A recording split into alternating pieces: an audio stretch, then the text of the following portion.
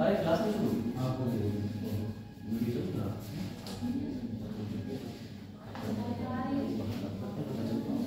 हाथ निकल रहा है सामान बाहर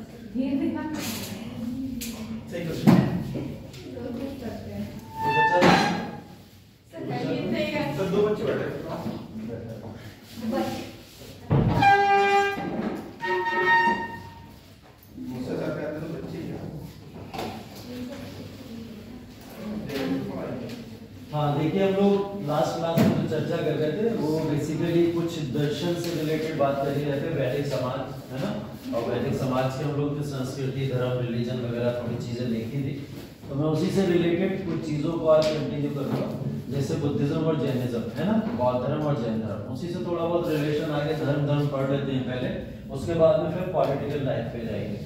पॉलिटिकल लाइफ में सीधा महाजनपद से शुरू करके मगध साम्राज्य, गुप्ता साम्राज्य, मौर्य साम्राज्य, इन सारे साम्राज्यों की चर्चा वहां पर करेंगे। ठीक है, तो उनकी सारी की सारी डिस्कशन बाद में हो जाएगी। फिलहाल अभी रिलीजियस लाइफ जो है प्रॉपर हमारी, उसको रिलीजियस लाइफ के फॉर्म में हम इसको कवर कर रहे हैं। ठीक है, तो बुद्धिज्म जैनिज्म का कॉन्सेप्ट है। इससे पहले बुद्धिज्म जैनिज्म के कॉन्सेप्ट से पहले गौतम बुद्ध का एक बहुत ही पॉपुलर कोट है, तो वो कोट आप लोग देखिए क्या लिखा हुआ है, always be thankful for what you have, many people have nothing, है ना। इस कोट के साथ में अगर आप इसको समझने की कोशिश करो तो ये क्या कहना चाह रहे हैं कि आप हमेशा शुक्रगुजार रहिए जो भी आपके पास में है, क्योंकि कई लोग ऐसे हैं दुनिया में जिनके पास में कुछ भी नहीं है ना। तो बहुत सारे लोग ऐसे रोड साइड देखते हैं, आपको रहने के लिए छत भी नहीं होती है उनके पास में, और हम लोग तो ऊपर वाले का शुक्र है सही से खा पी तो रहे, है ना। तो ये चीजें हैं बेसिकली, इसी उद्देश्य के साथ में इन्होंने अपना पूरे के पूरे जीवन को व्यतीत किया। तो आज थोड़ा सा बुद्धिज्म की बात करनी है हमें, गौतम बुद्ध की बात करनी है, इनकी लाइफ की बात करनी है कि किस तरीके से गौतम बुद्ध जन्म लेते हैं और कहाँ तक इनकी लाइफ लोगों के कार्य, मतलब लोगों के लिए कार्य करने के लिए पूरी की पूरी न्यौछावर रहती है ना। तो इन्होंने जिस एक नए धर्म का पूरी तरीके से उदय किया, वो धर्म है क्या, और बुद्धिज्म या बौद्ध धर्म बेसिकली कहाँ से शुरू हुआ, कैसे शुरू हुआ, उसकी एक स्टोरी है। स्टोरी ये है कि गौतम बुद्ध का जब जन्म हुआ था, तो जन्म होते समय इनको, क्योंकि इनके पिताजी जो थे वो शाक्य पूरे के पूरे जो एक पूरा एम्पायर हुआ करता था उसका, उस एम्पायर के कहीं ना कहीं वंश से लेने देने वाले थे, अमीर थे, पैलेस वैलेस था, राजा थे वहाँ के, तो ये हमेशा से पैलेस में ही रहे और पैलेस में ही अपने इन्होंने जीवन को व्यतीत किया। क्योंकि इनका जब जन्म हुआ था तो इनके माता पिता से एक मॉन्क ने आके एक बात बोल दी थी, वो ये बात बोल दी थी कि आपका बेटा बहुत बड़ा क्रांतिकारी होगा। क्रांतिकारी इन में कि ये कुछ ना कुछ ऐसी धार्मिक और सांस्कृतिक वैल्यू को जन्म देगा आगे चल के, जो पूरी दुनिया में क्रांति ला देगी, तो इसको थोड़ा सा कंट्रोल में रखिएगा। उन्होंने ये उनको सजेशन दिया। एकमात्र बेटा था, खोना नहीं चाहते थे उसे इस क्रांति में, तो उन्होंने कि अगर अपने बेटे को पैलेस में ही पाला और पैलेस से बाहर नहीं जाने दिया, कभी पैलेस के अंदर ही वो अपना जीवन जीते रहे, वही पैलेस के अंदर रहते रहते उनकी शादी भी हो जाती है, शादी के बाद में एक बच्चा भी होता है, अपना पूरा का पूरा पारिवारिक जीवन भी वहीं पे जी रहे। बाहर की लाइफ के बारे में उनको कुछ नहीं पता, कैसा होता है समाज, किस तरीके का होता है, पूरा का पूरा पैलेस के अंदर लाइफ को जीते। किसके सजेशन पे? मॉन्क के सजेशन पे कि इनको बाहर मत निकलने देना। लेकिन अनफॉर्चुनेटली या फॉर्चुनेटली कहिए आप, एक दिन ऐसा आया कि ये अपने एक जो बेसिकली घोड़े चलाने वाले जो लोग होते हैं, है ना, उनके साथ में निकले और निकलने के साथ में उन्होंने बोला कि आज मुझे घूमना है, थोड़ा सा मुझे घुमाइए चलो। तो वो इनको लेके निकले। निकलने के बाद में ये जब निकलना शुरू किए तो निकलने के बाद में इन्होंने देखा समाज के अंदर कुछ लोगों को देखा, जिससे वो लोग इनको दिखाई दिए कि लोग दुख में बहुत हैं। इनको ऐसा समाज में व्यतीत हुआ पूरी तरीके से जब इन्होंने समाज में निकल के देखा। इन्होंने देखा कोई बूढ़ा व्यक्ति है, मेरी तरह नहीं है, बूढ़ा हो चुका है, कोई इन्हें लाश दिख गई रास्ते में जाते हुए, है ना, तो लाश क्यों जा रही है, लोग मर क्यों जाते हैं, ये सब बहुत भारी क्वेश्चन लेकिन इनके दिमाग में वो क्लिक किए। और उसके बाद में उन्होंने सत्य को ढूंढना शुरू करा कि ये छोटे छोटे क्वेश्चंस जो हैं इसके आंसर्स क्या है। ये जिसके साथ चले थे वो व्यक्ति इनको आंसर्स तो देता लेकिन ये उससे सेटिस्फाई नहीं हुआ। ये कहीं ना कहीं उस चीज को लेकर बहुत ही ज्यादा डीप एनालिसिस करने शुरू कर देते हैं कि ये हो क्यों रहा है एक्चुअली।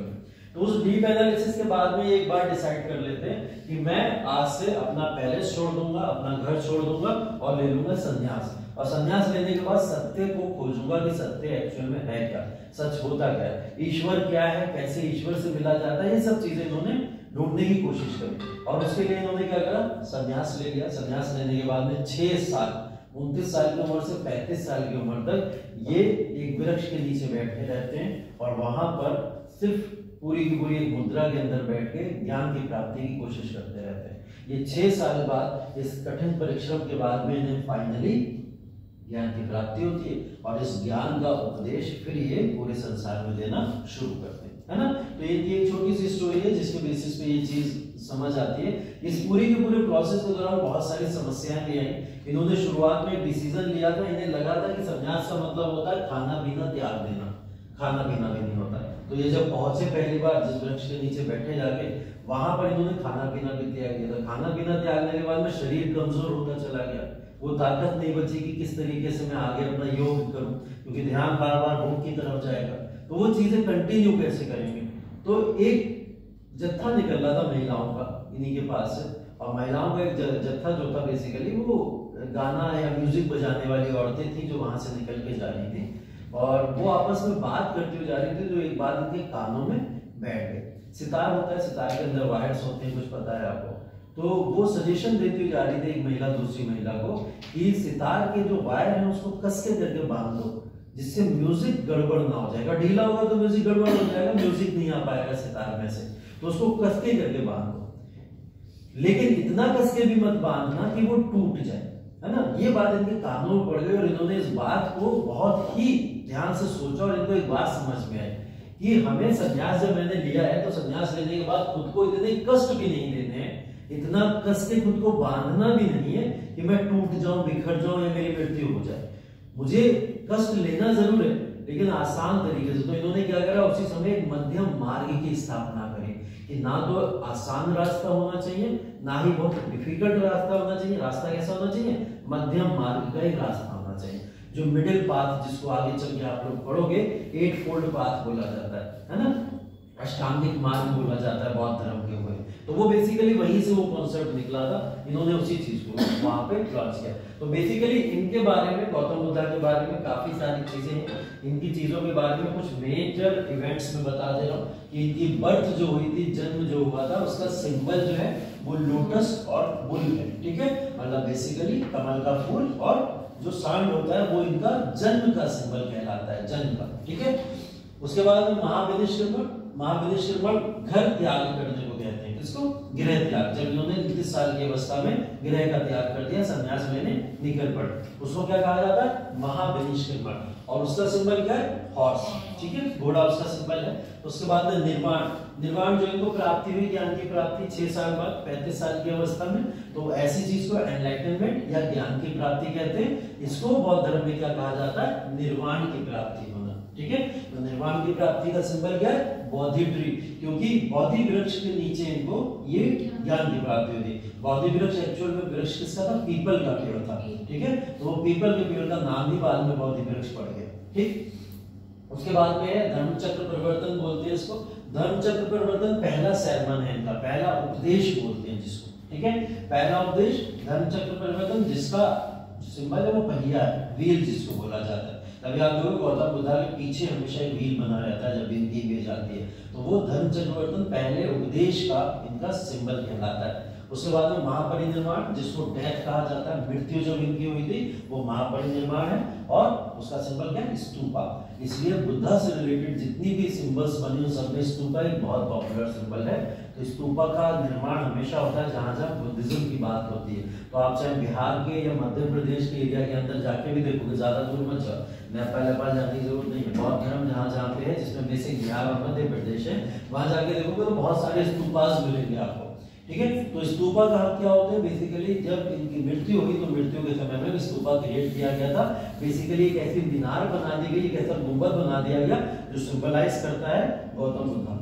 ठीक है, तो ये सिंबल है टोटल 5 सिंबल जो बहुत इंपॉर्टेंट है पूरे इवेंट्स के दौरान, इनके पूरे काल के दौरान। तो इनके सारे सिंबल्स को हमें पता होना चाहिए, कौन कौन से सिंबल कब कब जाने जाते हैं। बेसिकली किसको क्या बोला जाता है? जैसे बर्थ को जन्म बोला जाता है, महाविनिष्क्रमण किसको बोलते हैं? गृह त्याग को बोलते हैं। निर्माण किसको बोलते हैं? जब इनको ज्ञान की प्राप्ति हुई।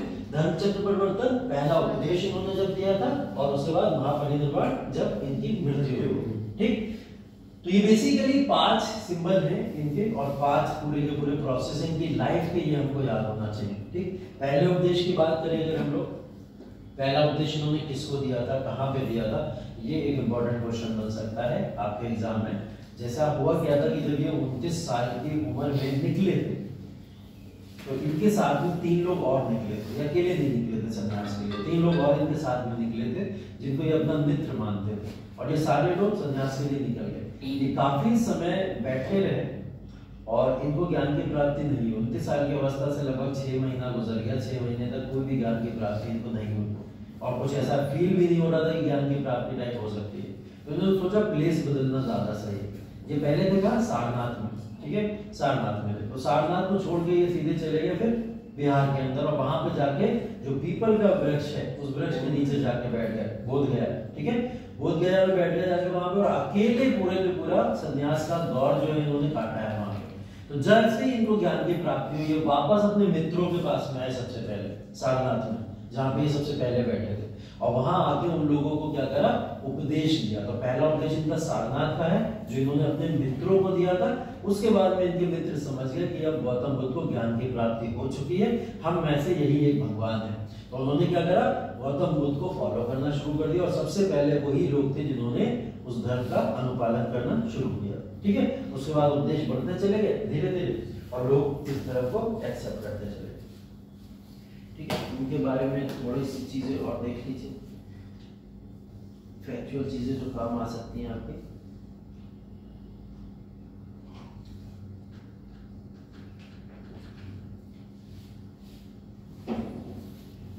ठीक है, ये देख लीजिए एक बार से, अगर कुछ फैक्ट्स हैं जो आपके काम आ सकते हैं गौतम बुद्ध से रिलेटेड। जैसे बेसिकली 563 BC, ठीक है, 563 ईसा पूर्व में इनका जन्म हुआ था। ठीक है, और 563 ईसा पूर्व में इनका जन्म जो हुआ था वो गौतम बुद्धा के नाम से नहीं हुआ था, किसके नाम से हुआ था? बेसिकली सिद्धार्थ के नाम से हुआ था। ठीक है, तो सिद्धार्थ नाम इनका रखा गया था, और जब मैंने बताया जैसे शाक्य वंश के शाही परिवार के अंदर इनका जन्म हुआ था। ठीक है, और ये वही वंश है जिसने कपिलवस्तु में, लुम्बिनी में जो है जगह बेसिकली वहां पर शासन कर रखा था। तो ऑब्वियस ही बात है कि ऐसे घर का बच्चा तो पैलेस में ही रहेगा हमेशा से, उसको एक डर और होगा शासक को कि मेरा इकलौता बेटा है और ये कहीं ना कहीं इधर धर्म के चक्कर में पड़ गया तो अगला शासन हमारा संभालेगा कौन, इसलिए वो इनको पैलेस में बंद ही रखते हैं। ठीक है, लेकिन 29 वर्ष की अवस्था में जब इन्होंने ये तमाम चीजें देखी तो देखने के बाद में इनको तपस्या या फिर संन्यास को ग्रहण करना ही पड़ा। ये सब चीजें ये एक्सेप्ट नहीं कर पाए, लेकिन उससे पहले इनका विवाह हो चुका था। विवाह किससे हुआ था? यशोधरा नाम की स्त्री के साथ में हुआ था, और इनके पुत्र का नाम था राहुल। ठीक है, इनकी माता जी का नाम महामाया था। ठीक है, लेकिन इनको पाला जो था वो गौतम ही ने पाला था। ये ध्यान रखिए कि माता जी की मृत्यु हो गई थी इनके जन्म के पश्चात, तो किसने पाला था? गौतम ही ने पाला था। ठीक, 29 वर्ष की अवस्था में छोड़ा क्यों था? क्योंकि इनको ये 4 अलग अलग अवस्थाएं दिखी थी, जिन अवस्थाओं की बात मैं अभी पीछे कर रहा था जब इनको लेके निकला था वो व्यक्ति घोड़े पे। तो ये बेसिकली बीमार आदमी सबसे पहले इन्हें दिखा था कि एक व्यक्ति बीमार है, खास रहा है बुरी तरीके से, और कह सकते हो यंग अवस्था में है, उसके बाद में भी वो इतना बीमार है। तो इन्होंने पूछा था कि ये क्यों इतना बीमार है, तो उन्होंने बोला सब बीमार होते हैं, आप भी एक दिन बीमार होंगे। तो वो चौंक गए, मैं भी बीमार होगा, मतलब कैसी बीमारी होती है? बोले बीमारी के बाद का अगर आपको दौर देखना है वो इनको लेके पहुंचा बूढ़े व्यक्ति के पास में, बोले बीमार होंगे, धीरे धीरे आप बूढ़े हो जाएंगे, और जब बूढ़े हो जाएंगे, बूढ़े होने के बाद में फिर आप क्या बनेंगे, एक लाश बन जाएंगे। लाश मतलब मृत्यु हो जाएगी आपकी, और इस संसार से चले जाएंगे आप। तो ये भी दुख, ये भी दुख, और ये भी दुख, ये सारी अवस्थाएं क्या है, दुख की अवस्थाएं हैं। फिर इन्होंने लास्ट में देखा एक तपस्वी को, एक सन्यासी को, जो सन्यास की मुद्रा में बैठा हुआ है और उसको दुनियादारी से कोई मतलब नहीं, वो सिर्फ ईश्वर को याद कर रहा है बैठ के। तो उन्होंने पूछा था ये व्यक्ति कौन है, उन्होंने बोला ये व्यक्ति वो है जिनकी तलाश में ये व्यक्ति गया है, जो लाश बन के गया, मृत्यु जिसकी होगी, जिनकी तलाश में वो गया, मतलब ईश्वर की तलाश में गया। तो ये जो व्यक्ति ईश्वर की तलाश में गया है, ये व्यक्ति पहले से जीवित रहते हुए ईश्वर के पास पहुंच चुका है। तो बोले ये कैसे संभव है, तो इन्होंने बोला कि एक कनेक्शन होता है जो इंसान का भगवान के साथ में हो सकता है, और वो सन्यासी या तपस्वी लोग जो होते हैं वो कर लेते हैं। तभी इनके मन में ये बात आई थी कि ये तमाम दुखों का एक ही मात्र सोल्यूशन, और वो है तपस्वी ही बन जाना या सन्यासी बन जाना, और ईश्वर के क्लोज ऐसे ही जाया जा सकता है। तो इन्होंने इसी वजह से सन्यास को ग्रहण किया था, इन चार अवस्थाओं को देखते हुए। ठीक है, ये वो वाला है बोधि ट्री जो है जिसकी बात कर रहे थे हम लोग, पीपल का पेड़ जिसको बोला जाता है, बोध गया में इनको यहाँ पर वाला ज्ञान दिखा। ठीक है, पहला उपदेश जो मैं आपको बता रहा था सारनाथ में दिया था। ठीक है, सारनाथ के अंदर, और पहले उपदेश को हम लोगों ने पीछे देखा भी क्या बोलते हैं, धर्मचक्र परिवर्तन बोलते हैं। 80 वर्ष की अवस्था में इनकी मृत्यु हो गई थी। ठीक है, 483 ईसा पूर्व में इनकी मृत्यु हुई 80 वर्ष की अवस्था में, कुशीनगर नामक स्थान पर हुई थी। ठीक है, और इसी घटना को महापरिनिर्वाण बोला जाता है। ठीक है, अब देखो ये तो बहुत सिंपल सी चीजें हैं कि इनकी बेसिक लाइफ हम लोग ने जो देखी है, पूरी की पूरी इनकी बेसिक लाइफ है। लेकिन इसके बाद में गौतम बुद्ध ने जब इस धर्म के अंदर एंटर किया, तो एंटर करने के बाद उनके क्या सिद्धांत थे, किस तरीके से उन्होंने इसको फॉलो किया, और कैसे कैसे उन्होंने इतने सारी पॉपुलेशन को सीधा बौद्ध धर्म में कन्वर्ट कराने के प्रयास किए। कुछ कार्य रहे होंगे, बौद्ध धर्म एक नया ही धर्म बन गया। पॉपुलर धर्मों की अगर हम लोग बात करें तो उस समय हिंदू धर्म एक बहुत पॉपुलर धर्म था। उसके अलावा अगर कोई बहुत पॉपुलर धर्म हुआ तो वो बौद्ध धर्म हुआ। बौद्ध धर्म के ही पहले में एक धर्म और चल रहा था जिसकी शुरुआत हो चुकी थी बहुत पहले ही, लेकिन महावीर स्वामी ने उस पर आके फाइनल टैग लगाया था, वो था जैन धर्म, है ना। तो इसी के पहले चलने वाला वो भी धर्म है, लेकिन ये इतना पॉपुलर क्यों हो गया, इसको जैन धर्म से भी पॉपुलर धर्म बोला जाता है। क्यों?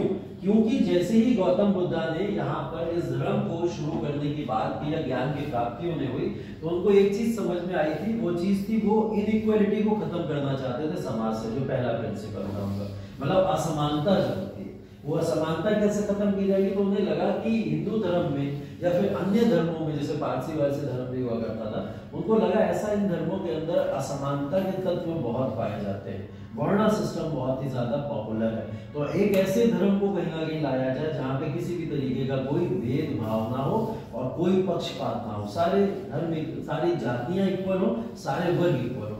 तभी इनके दिमाग में ये आइडिया आया था और इन्होंने एक नया ही धर्म उसको नाम दिया। हालांकि ये इस सब चीजों को हिंदू धर्म के फॉर्म में भी आगे कंटिन्यू कर सकते थे, लेकिन उन्होंने बोला अगर हिंदू धर्म में ही मैंने इन सारे प्रिंसिपल्स को कंटिन्यू कर दिया तो लोग उस वर्णा सिस्टम से बाहर नहीं निकल पाएंगे। इस सब को फॉलो करते हुए भी वर्णा सिस्टम को फॉलो करेंगे, इसलिए इसका क्या करा जाए, एक नया ही धर्म बना दिया जाए। ठीक है, तो इन्होंने इसलिए नया धर्म बनाया। ठीक, तो इन्होंने बेसिकली करा क्या था, देखिए मध्यम मार्ग की बात जिसको मैंने आपको बताया था। मध्यम मार्ग बहुत ही कष्ट नहीं होना चाहिए और बहुत ही आसानी भी नहीं होनी चाहिए। जीवन में क्या होना चाहिए, मध्यम मार्ग का रास्ता हमेशा चुनना चाहिए। ठीक है, उसके बाद में देखिए इनके 4 महासत्य या फिर 4 आर्य सत्य बोले जाते हैं। ठीक है, वो 4 आर्य सत्य क्या क्या है, इन्होंने जैसा माना था पहले, दुख संसार का सार है, सारे के सारे लोग दुख से कहीं ना कहीं निकलते हैं और दुख हर किसी के जीवन का एक इम्पोर्टेंट हिस्सा है। तो दुख तो आएगा ही आएगा, वो कंपलसरी चीज है, आप उसको नहीं भुला सकते। हर दुख का एक कारण होता है, दुख होता है क्यों, किसी ना किसी कारण से होता है। इस कारण को क्या कहा जाता है, समुदाय बोला जाता है। ठीक है, एक तो दुख होगा ही होगा, ये आर्य सत्य है आपका, ये सत्य ही वचन है, लेकिन वो सुख का कारण क्या होता है, वो समुदाय होता है। समुदाय बेसिकली वो कारण क्या बनता है, वो आसपास के लोग बनते हैं आपके, समुदाय उसको बेसिकली बोला जाता है कि दुख के कारण को क्या बोला जाता है, समुदाय। ये कारण भी होगा, कोई ना कोई दुख अगर होगा, दुख को दूर भी किया जा सकता है। ऐसा नहीं है कि दुख अगर आपके पास आया तो हमेशा दुख रहेगा ही रहेगा, दुख को दूर भी किया जा सकता है। दूर करने का तरीका निरोध जैसा इन्होंने बताया, लेकिन इस दुख को दूर करने के मार्ग है, और वही मार्ग क्या कहलाते हैं? अष्टांगिक मार्ग कहलाते हैं। तो ये 8 फोल्ड पाथ इनके जीवन के अंदर आए 4 आर्य सत्यों के बाद में, तो इन्होंने ये 8 फोल्ड पाथ यहाँ पर दी।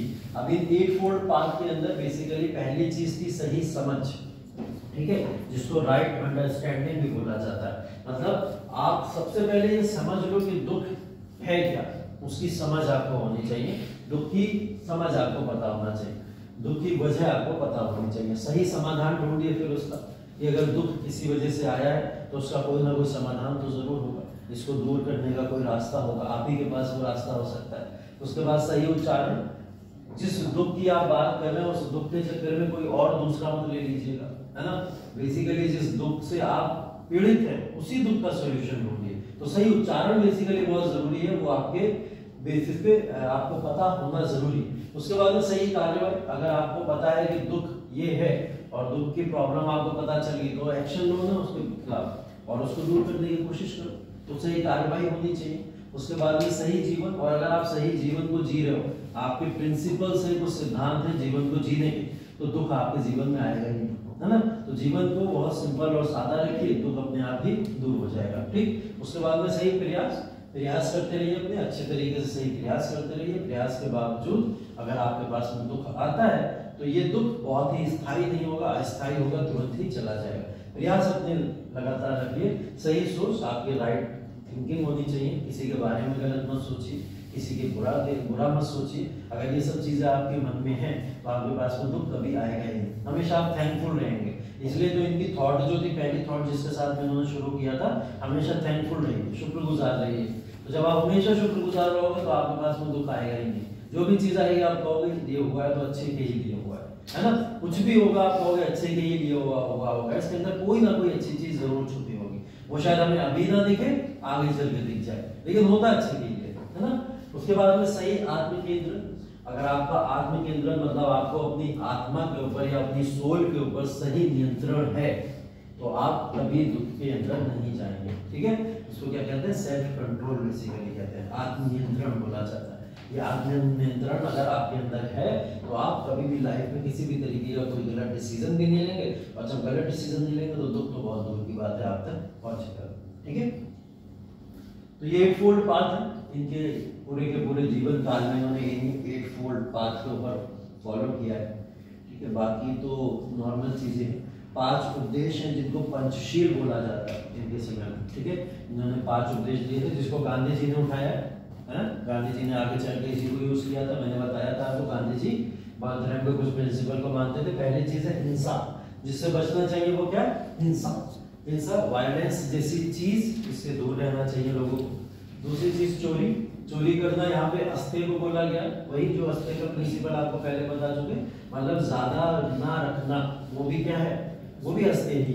तो अस्ते बेसिकली चोरी ना करने को बोला जाता है। आप चोरी ना करें, चोरी करने का मतलब सिर्फ चुराना ही नहीं है, ज्यादा चीज अपने पास रखना जिसकी आपको आवश्यकता भी नहीं है, वो भी चोरी ही है। तो ऐसी चोरी से बचे। यौन दुराचार, तीसरी चीज यही है, यौन दुराचार मतलब ऐसी तमाम घटनाओं से या फिर ऐसी चीजों से दूर रहना चाहिए, ठीक। उसके बाद में झूठ बोलना बेसिकली या फालतू बात करना, इस सबसे दूर रहना चाहिए। झूठ जो बोला गया है उसका, अगर आप झूठ बोलोगे तो झूठ को संभालने के लिए अगला झूठ और बोलोगे, फिर एक और अगला झूठ बोलोगे, इतने झूठ हो जाएंगे इकट्ठे, सच कभी मिलेगा ही नहीं आपको, फिर उसी ट्रैप में इतना हो जाओगे। तो जो है क्लियर है एकदम सामने बोल, वो स्पष्ट होना चाहिए, ठीक है। तो स्पष्टता होनी चाहिए, झूठ बोलने से बचना चाहिए, नशीले पदार्थों से दूर रहना चाहिए, ठीक है। ये 5 इनके वो बेसिकली पंचशील या उपदेश है जो इन्होंने दिए थे अपने जीवन काल में, जिसको बौद्ध धर्म के अनुयायी आज तक फॉलो करते हैं, ठीक है। बुद्ध की शिक्षा मौखिक थी, मौखिक समझते हैं आप लोग, है ना। बात हम लोग पहले भी कर चुके हैं, मौखिक रूप से उपदेश देना ही मौखिक रूप से होता है, तो ये मौखिक रूप से ही अपनी शिक्षा दिया करते थे, ठीक है। अब बेसिकली देखो बौद्ध धर्म को माना कैसे जाए, किस तरीके से माना जाता है, उसको लेके 3 पिटक बेसिकली यहाँ पर आए थे, जिसको त्रिपिटक के रूप में जाना जाता है। बौद्ध धर्म के 3 रत्न भी बोला जाता है जिसको, इनको 3 पिटक के फॉर्म में जाना जाता है, ठीक है। पहला विनय पिटक है, ठीक है। विनय पिटक के अंदर बेसिकली जो भिक्षु या भिक्षुणियां इनको बोला जाता है, जो मॉन्क्स है और फीमेल मॉन्क्स है, इन दोनों के लिए कुछ आचरण और अनुशासन बताए गए कि अगर आप बौद्ध धर्म को एक्सेप्ट करते हो और एक्सेप्ट करने के बाद में, क्योंकि बौद्ध धर्म को दो तरीके से एक्सेप्ट किया जाता है। एक तो होता है परिवार को त्याग करके, और एक क्या होता है परिवार में रह करके। तो परिवार में रह करके जो लोग बौद्ध धर्म को मानते हैं उन लोगों को ये माना जाता है कि आप लोग मतलब सही तरीके से उसको अनुपालन नहीं कर पाओगे। तो एक समय ऐसा आएगा कि आप परिवार में रहो जरूर, थोड़े समय बाद आ जाओ और भिक्षु बन जाओ या फिर फीमेल मॉन्क बन जाओ आके। तो बेसिकली ये मॉन्क या भिक्षु भिक्षुणी बनाना चाहते थे लोगों को ज्यादा से ज्यादा, लेकिन अगर वो आएंगे और एक संस्था के अंदर आके सारे के सारे लोग रहेंगे तो उनमें क्या होना चाहिए, आचरण होना चाहिए, अच्छा आचरण और अनुशासन, ये दोनों चीजें उनके अंदर होनी जरूरी। ठीक है, शुद्ध पिटक की बात की गई है। शुद्ध पिटक दूसरा है, बुद्ध की मुख्य शिक्षा या धम्म इसके अंदर शामिल है। ठीक है, इसमें 5 निकायों का संग्रह किया गया बेसिकली, और ये सब क्या है, ये लिखित चीजें बोली गई हैं इसके अंदर। ठीक है, मतलब इनको लिखा गया है कि क्या क्या प्रिंसिपल फॉलो करने चाहिए आपको, इन प्रिंसिपल के ऊपर चलना चाहिए। जिसके अंदर दीघा निकाय, ये देखो पूछ लेता है कि बौद्ध धर्म से रिलेटेड पुस्तकें कौन कौन सी हैं, है ना। तो बौद्ध धर्म से रिलेटेड पुस्तकों में दीघा निकाय आ जाता है, मध्यमा निकाय आ जाता है, संयुक्त निकाय आ जाता है, आगुंतर निकाय और उद्दाता निकाय। ये 5 निकाय हैं जो बेसिकली किससे रिलेटेड है, शुद्ध पिटक से रिलेटेड है। तो शुद्ध पिटक से रिलेटेड ये 5 निकाय इसके इंपॉर्टेंट है। ठीक है, विनय पिटक की बात करी जाए तो विनय पिटक में क्या बताया गया है, मॉन्क्स के आचरण और अनुशासन की बात की गई है। शुद्ध पिटक में क्या करा गया, बौद्ध की शिक्षाओं की बात की गई है, और उन शिक्षाओं को किसमें संग्रह किया गया, इन 5 निकायों में संग्रह किया गया कि बौद्ध धर्म किन किन शिक्षाओं को फॉलो करेगा। ठीक है, जिसके नाम है दीघ निकाय, मध्यमा निकाय, संयुक्त निकाय, आगुंतर निकाय और उद्दाता निकाय। तो ये आगुंतर निकाय पूछा गया है, आगुंतर निकाय किस धर्म से रिलेटेड है। ठीक है, पूछा गया ये क्वेश्चन, और 4-5 बार इस क्वेश्चन को प्रीवियस ईयर में आप देख लोगे। आगुंतर निकाय कौन से धर्म से संबंध रखता है, हाँ, बौद्ध धर्म के शुद्ध पिटक से ये संबंध रखता है। ठीक है, तीसरा वाला है अभिधम पिटक। ठीक है, अभिधम पिटक भिक्षुओं की शिक्षा, भिक्षुओं को किस तरीके से शिक्षा देना है। ठीक है, और विद्वतापूर्ण गतिविधि का एक दार्शनिक विश्लेषण है। ठीक है, एक दार्शनिक विश्लेषण बेसिकली यहाँ पे कुछ फिलॉसफीज की बात होती है जो बौद्ध धर्म में बहुत जरूरी है, जिसके ऊपर आपको चलना चाहिए, उन शिक्षाओं का यहाँ पर वर्णन किया गया। ठीक है, तो अभिधम पिटक के अंदर भिक्षुओं की शिक्षाओं के ऊपर वर्णन किया गया। ठीक है,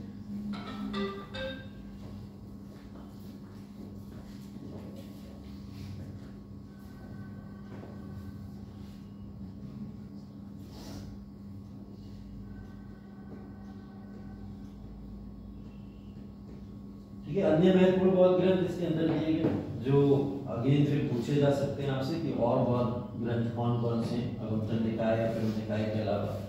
तो इसके नाम देख लीजिए एक बार, दिव्यावदान, दीपवंश, महावंश, मिलिंद पन्हा, ये 4 और हैं जो इससे बौद्ध धर्म से रिलेटेड है, और बौद्ध धर्म में इनका योगदान अच्छा खासा है। ठीक है, तो बौद्ध धर्म लिखा गया किसी एक पर्टिकुलर किताब में नहीं लिखा गया, कई सारी किताबों का संकलन है, अलग अलग श्रेणियों में डिवाइड करके उसको मेंशन किया गया।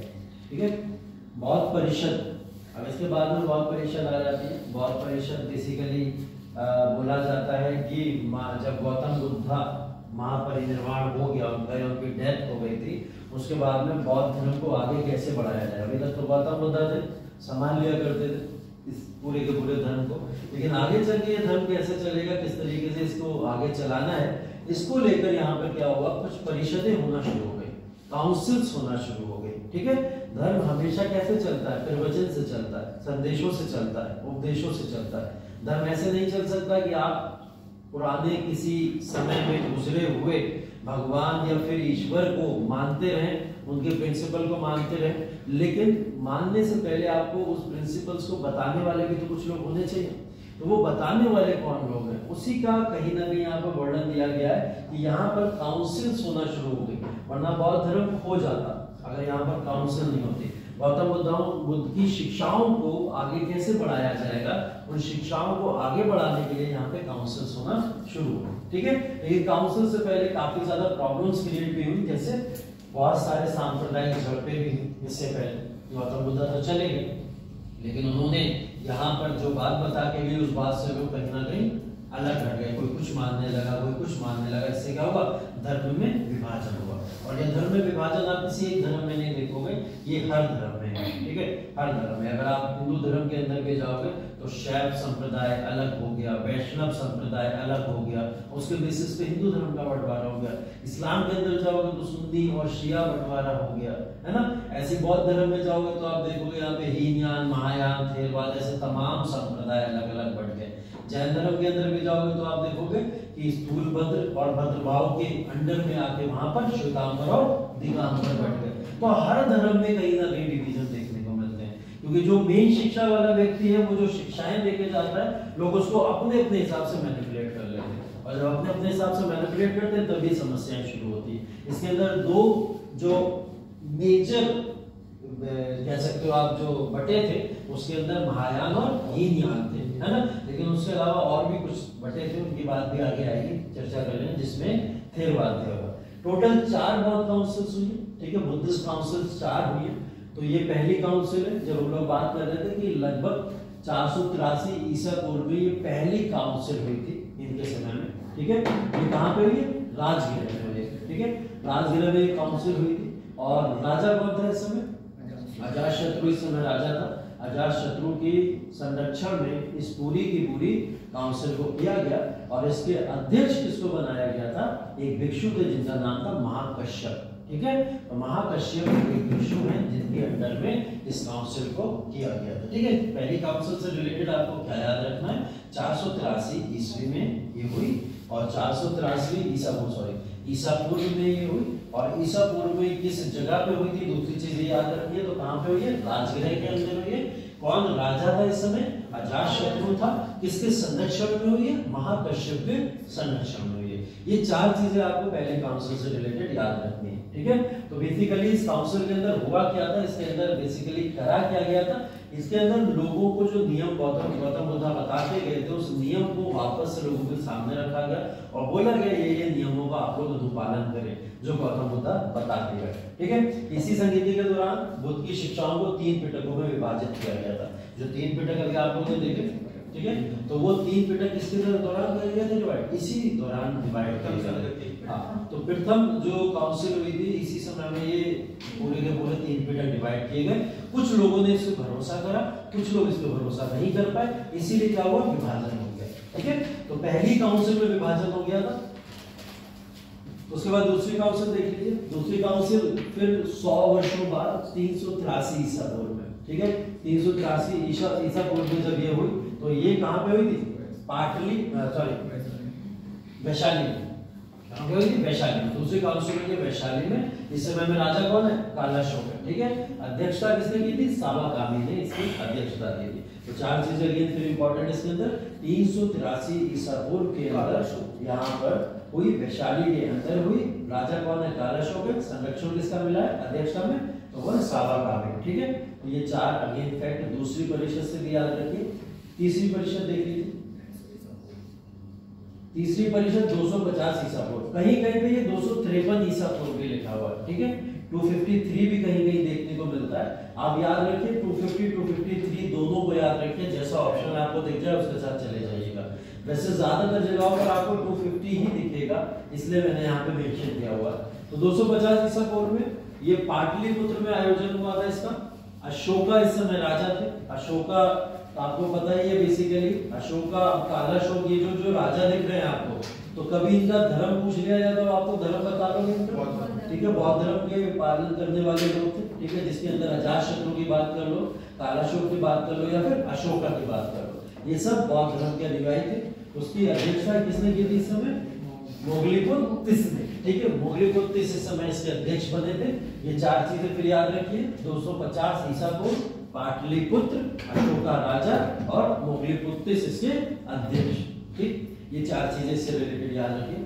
फोर्थ काउंसिल 72 ईस्वी, ठीक है। पहली शताब्दी भी कहीं कहीं लिखा हुआ होता है, ठीक है। पहली शताब्दी का मतलब यही है कि 72 ईस्वी में, एक शताब्दी के अंदर किसी ना किसी वर्ष हुई होगी। तो इन्होंने एक ईयर मान लिया, कौन से ईयर में? 72 ईस्वी। तो 72 ईस्वी के अंदर इसकी हुई थी। कश्मीर के कुंडलबंद में इसका आयोजन हुआ, ठीक है, कश्मीर के कुंडलबंद में। और राजा कौन थे?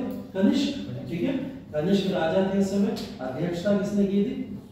अश्वघोष इस समय इसके अध्यक्ष थे। थोड़ा सा मतलब नीचे करो। चौथी काउंसिल पड़ेगा ना? हाँ चौथी है, फोर्थ काउंसिल। ठीक है, फोर्थ काउंसिल 72 ईसा पूर्व, और 72 ईसा पूर्व में कश्मीर के कुंडलबंद में ये हुई थी। उसके बाद बात करें तो राजा कौन थे? तनिष्क राजा थे, और अश्वघोष इसके जो थे उपाध्यक्ष बने थे। ठीक है, उपाध्यक्ष, अध्यक्ष देख लो वासुमित्र हैं, तो इसमें दोनों क्वेश्चन पूछे गए, अध्यक्ष भी पूछा गया और उपाध्यक्ष भी पूछा गया। तो वासुमित्र इसके अध्यक्ष थे, लेकिन इनसे ज्यादा क्वेश्चन जो पूछा गया है वो ये पूछा गया अश्वघोष के बारे में। ठीक है, उपाध्यक्ष का क्वेश्चन बार बार पूछा जाता है, इसलिए इसमें उपाध्यक्ष को भी मेंशन करा गया। ठीक है, इसको रिवाइज कर लो जल्दी से, रिवाइज कर लो जल्दी से, चारों में चारों अभी याद हो जाए जैसे।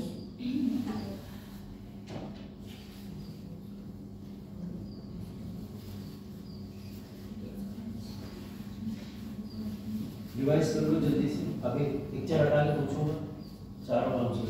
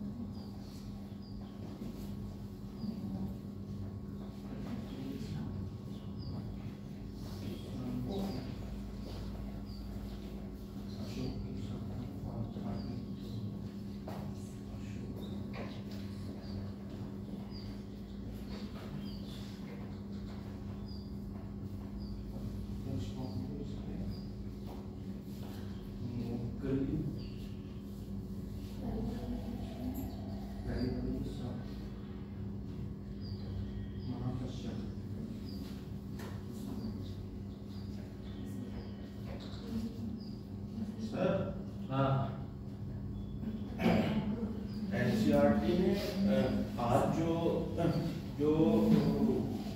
मतलब जो बताया गया कि वर्ण व्यवस्था है उस चीज को हटा दिया है एनसीईआरटी ने।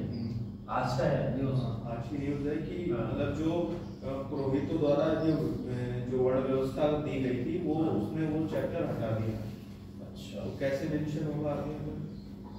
अभी मुझे ये न्यूज़ देखनी पड़ेगी, अगर आज की न्यूज़ है, मैं देख के नहीं आया हूँ न्यूज़, और अगर है तो इसके ऊपर देखा जाएगा, अगर किया है तो बहुत अच्छा कार्य है, बहुत अच्छा कार्य। 5th क्लास की एनसीईआरटी से हटा दिया, बहुत अच्छा है। 5वीं क्लास में बच्चों को पता चल जाता है कि अरे हम तो बटे हुए हैं, है ना, तो वो इससे चीज अच्छा है मतलब उन्होंने कहा है ये जो वर्ण व्यवस्था दी गई है वो प्रीस्ट के द्वारा दी गई है, पुरोहितों के द्वारा दी गई है, इस कारण से इसको हटा दिया है। ऐसा दिया होगा कुछ ना कुछ, इस पर डिबेट होगी, अगर ये मुद्दा है तो बड़ी डिबेट होगी इसके ऊपर। कई सारे लोग वर्ण व्यवस्था का समर्थन करते हुए आएंगे आगे कि वर्ण व्यवस्था रहनी चाहिए, लोगों को पता होना चाहिए, है ना, लेकिन वर्ण व्यवस्था को ज्यादातर लोग कहीं ना कहीं क्रिटिसाइज ही करते हैं। तो देखते हैं क्या क्रिटिसिज्म बनता है, आज की न्यूज़ देख लेते हैं।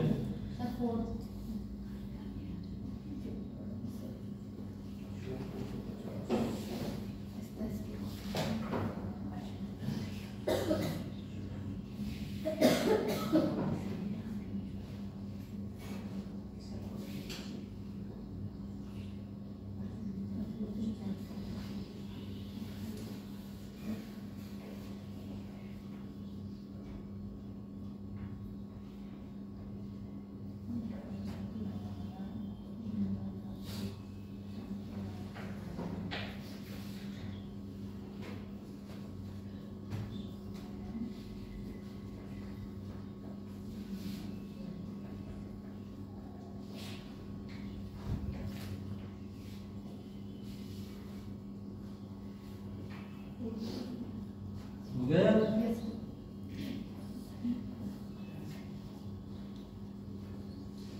चलो पहला वाला बहुत संगति अगर बात करें कौन से ईयर में हुई थी?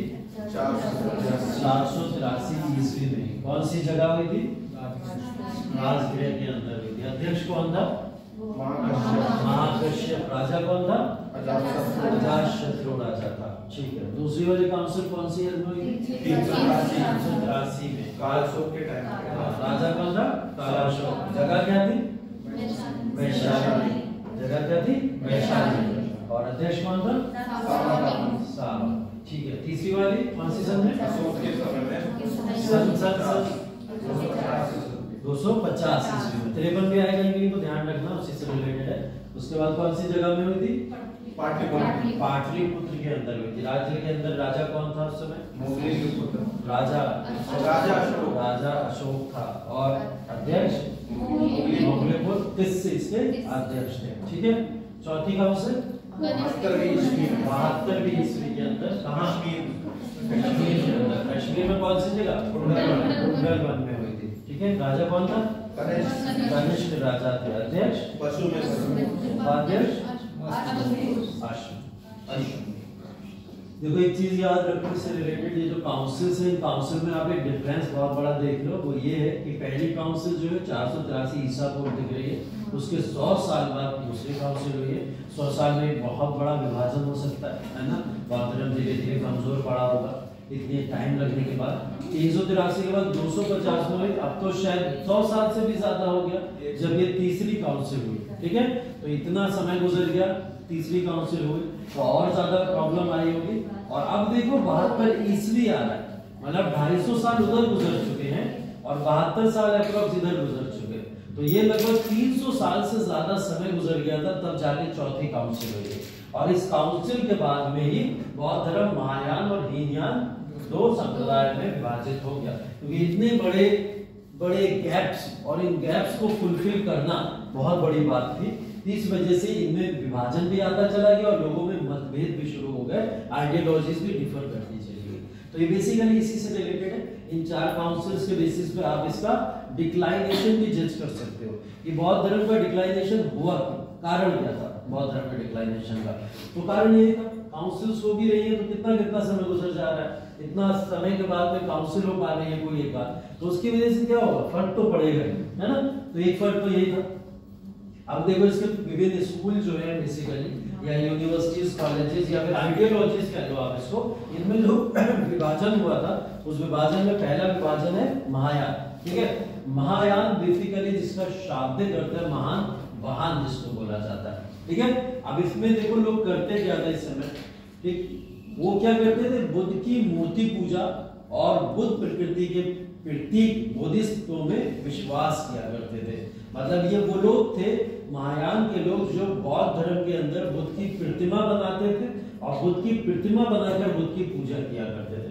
तो गौतम बुद्ध की आपको जहां भी मूर्तियां दिखेंगी आज के समय में, तो वो मूर्तियों के बेसिस पे ही आप देखोगे कि लोग महायान वाले लोग रहे होंगे जिन्होंने यहाँ मूर्तियां बनाई और गौतम बुद्ध की मूर्ति के फॉर्म में पूजा करी।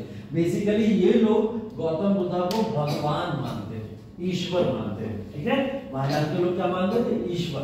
मतलब बौद्ध धर्म में भी एक ईश्वर है और वो ईश्वर कौन है, भगवान बुद्ध है। ठीक है, ये महायान वाले लोग हैं। हीनयान वाले फिर लोग क्या करते थे, जिसको छोटा वाहन बोला जाता है, बेसिकली बुद्ध की मूल शिक्षा या बड़े सिद्धांतों में विश्वास करते थे, मूर्ति पूजा में इन्हें कोई विश्वास नहीं था। तो आप जो मूर्तियां देखते हो वो सिर्फ महायान वाले लोगों की ज्यादातर बनी हुई होती है। हीनयान वाले लोग मूर्ति पूजा में विश्वास नहीं करते थे। वो गौतम बुद्ध को पूजते हैं लेकिन भगवान की तरह नहीं पूजते। वो गौतम बुद्ध को सिर्फ एक संदेश वाहक के रूप में जानते।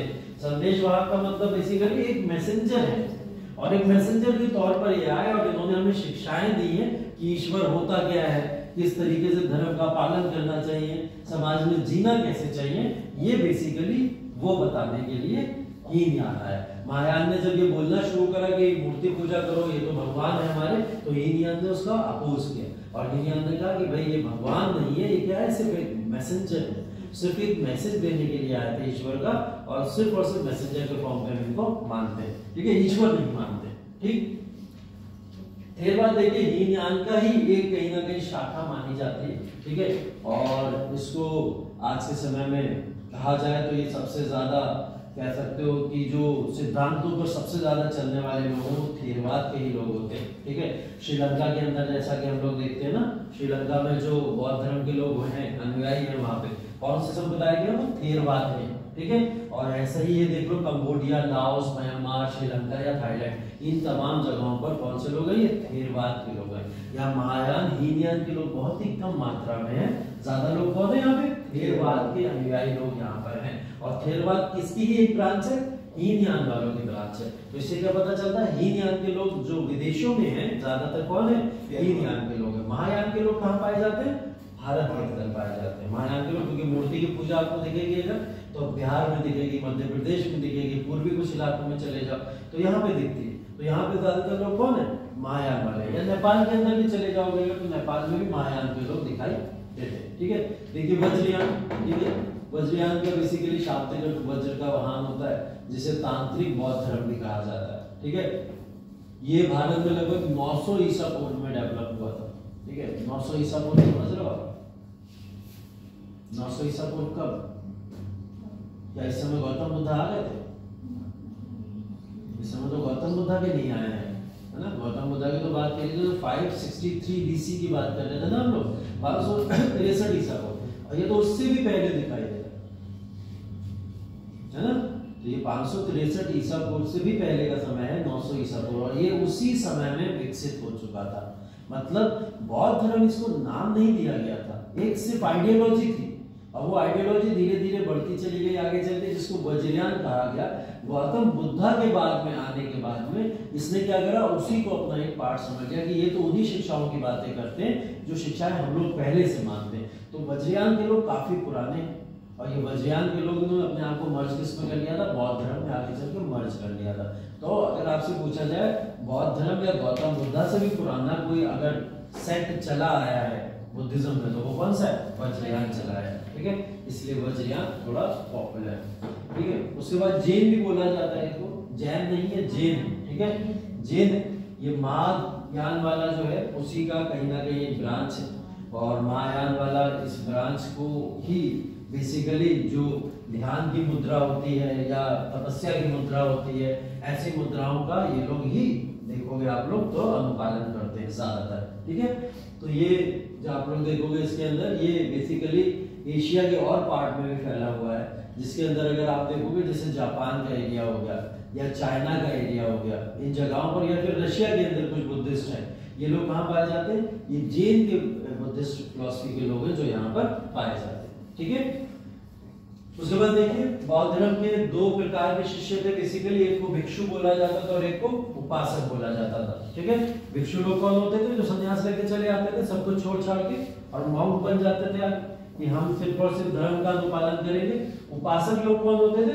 बौद्ध धर्म भी चलाएंगे और परिवार भी चलाएंगे। ठीक है, तो परिवार में रहते हुए जो लोग अपने धर्म का अनुपालन करते थे, ऐसे लोग उपासक कहलाते थे, और भिक्षु सन्यासी लोग कहलाते थे जो सन्यास लेकर चले आते थे। ठीक है, अब देखिए महान मौर्य राजा अशोका की बात यहाँ पे की जा रही है। अशोका के आगमन तक 200 वर्षों तक बौद्ध धर्म अपने हिंदू समकक्षों द्वारा छाया रहा। ठीक है, अशोका ने जिस तरीके से बौद्ध धर्म का विस्तार किया या बौद्ध धर्म का अनुपालन करना शुरू किया, तो अशोका से इतना ज्यादा लोग कहीं ना कहीं कनेक्टेड थे, वो इतना बड़ा राजा था उस समय भारत का, कि वो जो भी बात बोला करता था उस बात पे लोग आंख बंद करके विश्वास किया करते थे।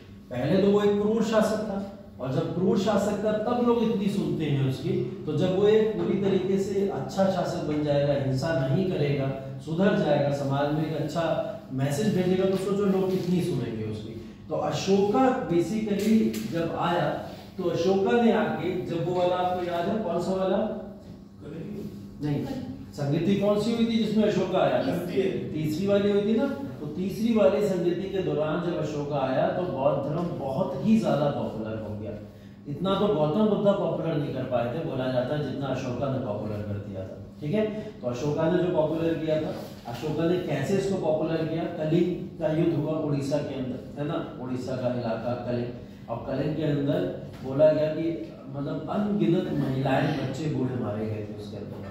महिलाएं, बच्चे, बूढ़ों को मरता देख इनका कहीं ना कहीं हृदय परिवर्तन हुआ, और इनको लगा कि ये युद्ध, ये सारी चीजें, इन सबसे विराम ले लेना चाहिए, इन सब में इन्वॉल्व नहीं रहना चाहिए। तो इन्होंने क्या करा? पूरी तरीके से विराम ले लिया, और अब बोले कि हम किसी भी तरीके का कोई युद्ध नहीं लड़ेंगे, जिसको भी हमारे संरक्षण में रहना है, आना है, तो वो धर्म के अनुसार हमसे बात करें और धर्म के अनुसार ही हम चलेंगे।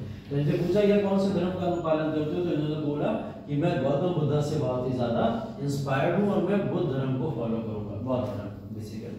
तो बौद्ध धर्म को इन्होंने फॉलो करना जब शुरू किया तभी ये इतना पॉपुलर हुआ कि भारत के तमाम इलाकों के अंदर बौद्ध धर्म के लोग, जो कहीं ना कहीं विलुप्त होता जा रहा था बौद्ध धर्म, वो इतना ज्यादा पॉपुलर हो गया, है ना। तो पॉपुलरिटी बौद्ध धर्म की एक तो अशोका के समय मानी जाती है, कहीं अशोका ने एक समय में क्या करा था, बौद्ध धर्म को वापस से जीवित किया था, और इसको पुनर्जीवित करने का फिर एक बार योगदान जाता था B.R. अम्बेडकर।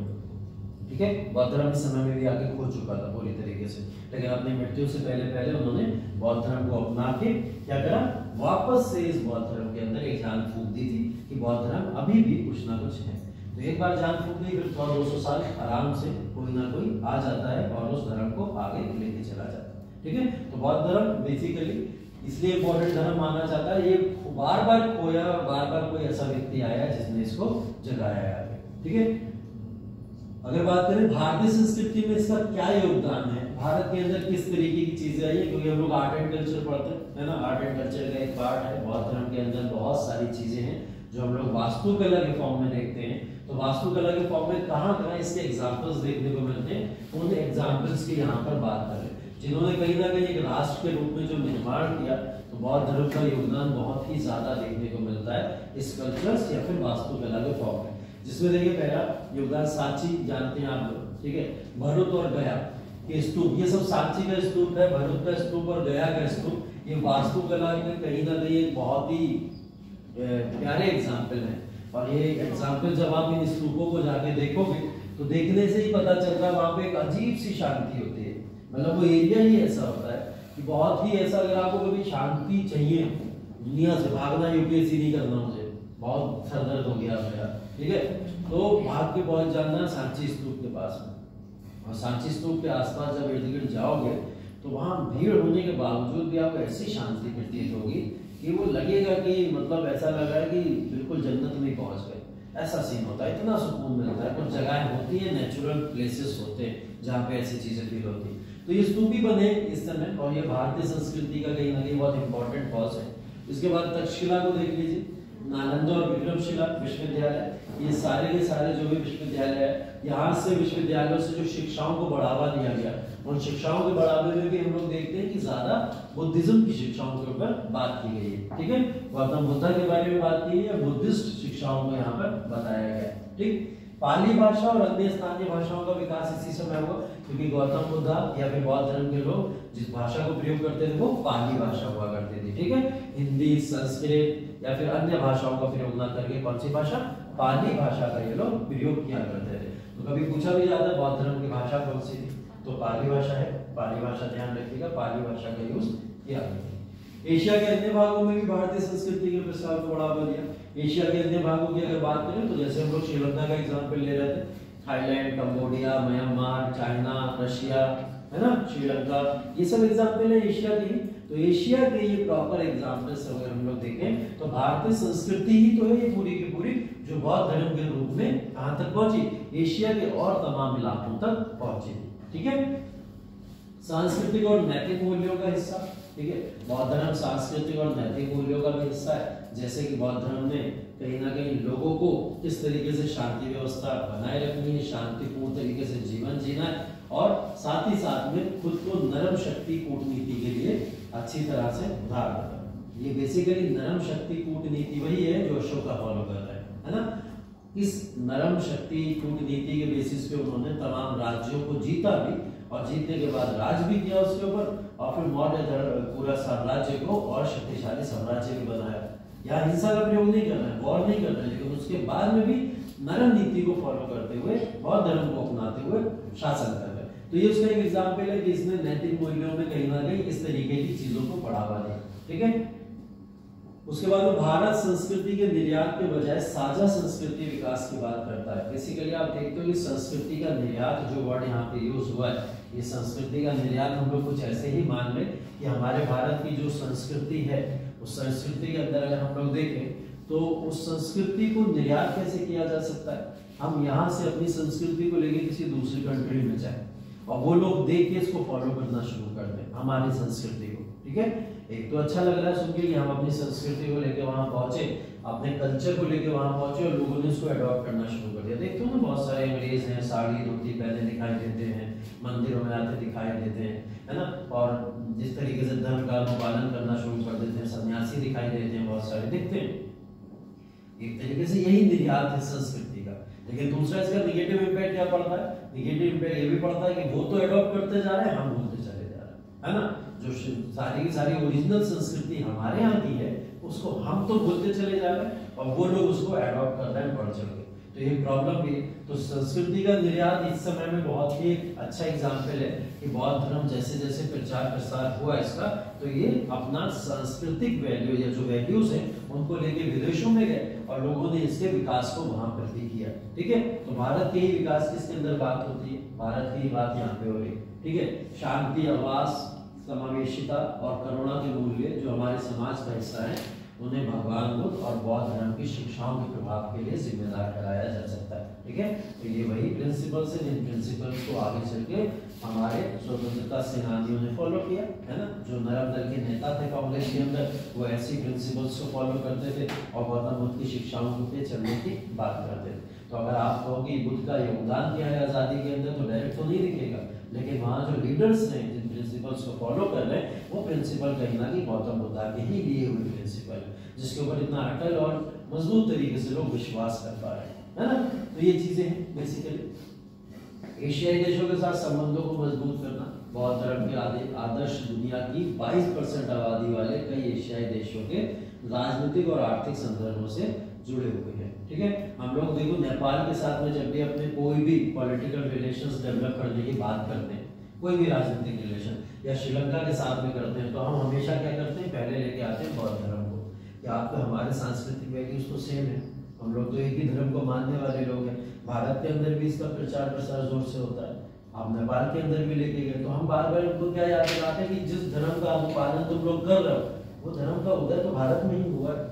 तो अब भारत जैसी भूमि को छोड़कर दूसरे देशों को कैसे सहारा दे सकते हैं? जैसे नेपाल के साथ बहुत कॉन्फ्लिक्ट चल रहा था राजनीतिक तौर पर, नेपाल बार बार हमारी भूमि के ऊपर अटैक करने की कोशिश कर रहा है, उसको ग्रहण करने की कोशिश कर रहा है। तो वहां पे क्या कर रहा है, पॉलिटिकल रूप से आप उससे मत लड़ो, हमारे पास में इमोशनल एंगल भी तो है, और इमोशनल एंगल डाला जा सकता है सामने से। इमोशनल एंगल क्या है कि भाई इसी भूमि, ये वही भूमि है जिस भूमि के ऊपर गौतम बुद्ध पैदा हुए, ये वही भूमि है जिस भूमि के ऊपर गौतम बुद्ध ने प्रचार प्रसार करके बौद्ध धर्म का पूरी तरीके से विस्तार किया, ये वही अशोका की भूमि है। तो जब उनको वो याद दिलाया जाता है तो वो शांत होकर बैठ जाते हैं, इमोशनली फ्लैट। तो इसको बोला जाता है बेसिकली इमोशनली हम उनको टारगेट करते हैं कभी कभी। ये इमोशनल डिप्लोमेसी वर्ड यूज होता है गवर्नेंस के अंदर, जब आप किसी कंट्री को अपने सहयोग लेना चाहते हो या किसी भी ऐसी चीज को करना चाहते हो तो वहां पर आप सहारा लेते हो इमोशनल इंटेलिजेंस का, और वो इमोशनल इंटेलिजेंस यही होती है। तो ये बेसिकली यहाँ पे हम लोग नेपाल को समझा लेते हैं, आसपास की कंट्रीज को जैसे समझाना होता है इस बेसिस पे समझा लेते हैं, है ना। तो ये ऐसा ही है कुछ इस तरीके से। तो एशिया देशों के साथ में संबंध मजबूत करने में बौद्ध धर्म बहुत ही ज्यादा कार्य करता है हमारा, वरना ये प्रॉब्लम देखने को मिलती है। भारत के पास इस समय तीर्थ स्थल है वही कई सारे बौद्ध धर्म के, बर्थ तो यही हुई है, डेथ भी यही हुई है। ठीक है, तो सारे के सारे लोग बर्थ या डेथ प्लेस पे तो जाते हैं, यही तो होता है। किसी भी धर्म में अगर आप चले जाओ तो धर्म के अंदर जिसकी बर्थ हुई है, डेथ हुई है, जहां पे हुई है वहीं पर तो उसका मकबरा, मजार, मंदिर सब वही तो बनता है। तो बेसिकली लोग आएंगे कहाँ पूजा स्थल पे, तो भारत के अंदर है, भारत के अंदर इसके तीर्थ स्थल काफी ज्यादा है, ये तीर्थ स्थल बेसिकली। ठीक है, दलाई लामा की उपस्थिति, दलाई लामा इसी से रिलेटेड है, बौद्ध धर्म। ठीक है, बौद्ध धर्म के सबसे बड़े अनुयायी के रूप में जाना जाता है, बोला जाता है बौद्ध धर्म के अंदर दलाई लामा जो बोलते हैं वो पूरा बुद्धिस्ट जो है वो फॉलो करते हैं। ठीक है, जैसे एक वर्ड खलीफा बताया था मैंने आपको, खलीफा वर्ड इस्लाम से रिलेटेड था, वो इस्लाम को खलीफा अगर कुछ बोलता था वो सारे लोग उसी को फॉलो करते थे। आज के समय में ऐसे ही बुद्धिस्ट में देखने को मिलते कौन है, दलाई लामा। तो दलाई लामा जो बोलते हैं वो बुद्धिस्ट सारे के सारे फॉलो करते हैं। और आज के समय में भी एक बात देखो बहुत महत्वपूर्ण ये है कि दलाई लामा अगर बोल देते हैं कुछ तो वो चाइना भी फॉलो करता है, वो श्रीलंका भी फॉलो करता है, और वो भारत भी फॉलो करता है। बुद्धिस्ट की बात कर रहा हूँ बेसिकली, बुद्धिस्ट। तो आप देख रहे हो कि दलाई लामा एक पुरोहित तो मान लें इसको, पुरोहित तो कैसे, चाहे हम कह लें कि हिंदू धर्म में पुरोहित होते थे उनको सब सुनते थे, या मुस्लिम धर्म में अगर हम लोग कह लें आलिम होते थे उनको लोग सुनते थे, ऐसे यहाँ पे दलाई लामा है इनको लोग सुनते हैं। तो दलाई लामा अगर कोई वर्ड बोल रहा है उसका इम्पैक्ट पड़ रहा है देशों के ऊपर, तो ये अगेन फिर से एक चीज नहीं दिखाता है जिससे लोग निकल के भागना चाहते थे पहले यूरोप की सोसाइटी से। वो क्या था कि धार्मिक इन्फ्लुएंस, राजनीतिक इन्फ्लुएंस से जब पढ़ना शुरू होता था, राजा सब किसको फॉलो करते थे? पुरोहित को तो फॉलो करते थे, पुरोहित जो कहता था उसको माना करते थे लोग। तभी तो संघर्ष शुरू हुआ सोसाइटी के अंदर कि ये तो ऊपर ऊपर रह जाते हैं, हम सब यहाँ पे मरते हैं फिर इस तरीके से। लेकिन यहाँ पर जो सद्भाव बना हुआ वो सद्भाव ऐसा है कि दलाई लामा जो बात करते हैं वो धर्म के अनुसार करते हैं, राजाओं या राजनेताओं के किसी भी इन्फ्लुएंस में आकर वो बात नहीं करते हैं। पहले के लोग ऐसा करते थे, तभी ये संघर्ष हुआ। अगर ये फिर से मिलना शुरू हो जाएंगे तो फिर संघर्ष होगा सोसाइटी में और फिर कहीं ना कहीं ऐसे आंदोलन देखने को मिल सकते हैं। फिलहाल दलाई लामा ऐसा कोई कार्य नहीं करते, राजनीतिक इन्फ्लुएंस में नहीं रहते, ठीक है। इसके बाद में अंतरराष्ट्रीय बौद्ध कॉन्क्लेव, ठीक है। अंतरराष्ट्रीय बौद्ध कॉन्क्लेव होती है जिसके अंदर कई सारी कंट्रीज भागीदारी लेती है, ठीक है। 2018 में भी इसमें एक सम्मेलन हुआ था और हर दूसरे वर्ष इसके सम्मेलन को किया जाता है, जैसे बांग्लादेश, इंडोनेशिया, म्यांमार, श्रीलंका और ऐसे 29 देश हैं जो इसके सहयोग की देश के फॉर्म में आते हैं और बौद्ध धर्म को किस तरीके से दुनिया में फैलाना है, कार्य करना। जैसे वो काउंसिल्स होती थी, अब क्या हुआ, एक संगठन बना लिया गया और संगठन हर 2 साल में मिलता है और चर्चा करता है अपने धर्म के ऊपर कार्य करने का, ठीक है। तो एक धार्मिक संगठन है जिसके अंदर कई सारे देश आसपास मिलते हैं और एक अंतरराष्ट्रीय सम्मेलन होता है।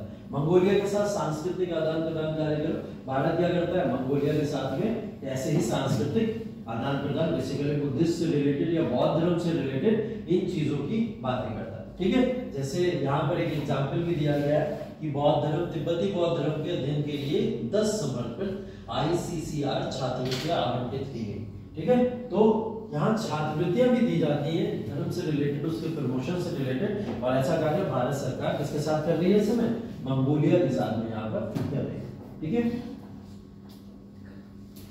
ये सब मैं वो चीजें बता रहा हूँ जो आपके कहीं ना कहीं करंट इवेंट से भी रिलेट करती है कि बौद्ध धर्म का प्रचार प्रसार तो हमने देख लिया कि इन फॉर्म में बौद्ध धर्म का प्रचार प्रसार हुआ और बौद्ध धर्म इंपॉर्टेंट था एक जमाने में, लेकिन आज के समय में भारत सरकार क्या कर रही है और विदेशी लोग क्या कर रहे हैं इस बौद्ध धर्म को आगे बढ़ाने के लिए। भारत सरकार का क्या योगदान है इस समय बुद्धिस्ट के लिए या बौद्ध धर्म के लिए, तो ये वो चीजें दिखा रहा है। जैसे जून 2022 में भगवान बुद्ध के 4 पवित्र अवशेष जो कपिलवस्तु अवशेष के फॉर्म में जाने जाते हैं, वो मंगोलियाई बुद्ध पूर्णिमा समारोह के अवसर पर 11 दिवसीय प्रदर्शनी के लिए भारत से मंगोलिया ले जाया गया था, ठीक है। उनके क्या करेंगे 4 अवशेष उठाए गए, 4 पवित्र अवशेष, और ये पवित्र अवशेष की बात कर लो क्या हो सकते हैं, उनके कपड़े वस्त्र हो सकते हैं या उनकी वेशभूषा की कोई भी चीज ऐसी हो सकती है, उनको यहाँ से उठा के ले जाया गया था कहाँ, मंगोलिया, और वहां पर 11 दिन के लिए प्रदर्शनी लगाकर वहां पर क्या करा गया था, उसका लोगों ने आके पूरा देखा था, उसको समझा था और जानना था कि भारत क्या कर रहा है बौद्ध धर्म के प्रचार के लिए। तो मंगोलिया के सारे लोग भारत तो नहीं आ सकते, तो भारत ने क्या करा, वहीं पे उन चीजों को पहुंचा दिया और लोगों ने उसका दर्शन किया वहां पे। तो एक अच्छा कॉन्सेप्ट था, इस तरीके से ये बात पता चली कि हाँ भारत जो है अच्छे संबंध रखना चाहता है दूसरे देशों के साथ, किसके बेसिस पे, बौद्ध धर्म के बेसिस पे, ठीक है। तो ये चीज दिख रही। उसके बाद कुशीनगर अंतरराष्ट्रीय हवाई अड्डा, ठीक है, उत्तर प्रदेश का कुशीनगर काफी ज्यादा पॉपुलर हुआ था पिछले साल जब हमने देखा था इसको, अंतरराष्ट्रीय हवाई अड्डा बना दिया गया था, ठीक है। और अंतरराष्ट्रीय हवाई अड्डा इसको बनाने के बाद में इससे बौद्ध तीर्थ यात्रा पर्यटन के लिए दक्षिण पूर्व और पूर्वी एशियाई देशों के लोगों को निर्बाध कनेक्टिविटी प्रदान करने की उम्मीद है। तो बौद्ध तीर्थ यात्रा जो लोग करना चाहते हैं उनके लिए ये चीजों को लाया गया और आसान कर दिया गया। मतलब मंगोलिया से अगर कोई आना चाहता है प्रॉपर तरीके से, कोई चाइना से आना चाहता है, कोई श्रीलंका से आना चाहता है, या फिर वो देश जिन देशों में बौद्ध धर्म काफी ज्यादा प्रचलित है, ऐसी जगह के लिए कुशीनगर अंतरराष्ट्रीय हवाई अड्डा बनाया गया कि लोग वहां से सीधा बैठे और कहाँ पहुंच जाए, कुशीनगर पहुंच जाए। ऐसे दिल्ली आओगे, लखनऊ आओगे, फिर जाके फिर कुशीनगर पहुंच पाओगे। तो क्या करोगे, कुशीनगर, जिनको तीर्थ यात्रा के लिए आना वो सीधा कुशीनगर आ सकते हैं, ठीक है। तो एक अच्छी पहल थी। बौद्ध धर्म पर्यटन को बढ़ावा देने के लिए और क्या किया गया, बौद्ध सर्किट, ठीक है। बौद्ध सर्किट का निर्माण देखने को मिलता है स्वदेश दर्शन योजना के फॉर्म में, ठीक है। तो बौद्ध सर्किट को बनाया गया था। योजना के तहत इतने जो लिखे हुए हैं आपको जरूरत नहीं है कितने करोड़ रुपए खर्च हुए, लेकिन 5 परियोजनाओं को इसके अंदर लाया गया था, ठीक है। देखो अपना देश पहले के हिस्से के रूप में एक बौद्धिक सर्किट ट्रेन FAM टूर भी आयोजित किया गया था। ठीक है, एक टूर भी चलाया गया था, काफी न्यूज में पिछले साल रहा था ये।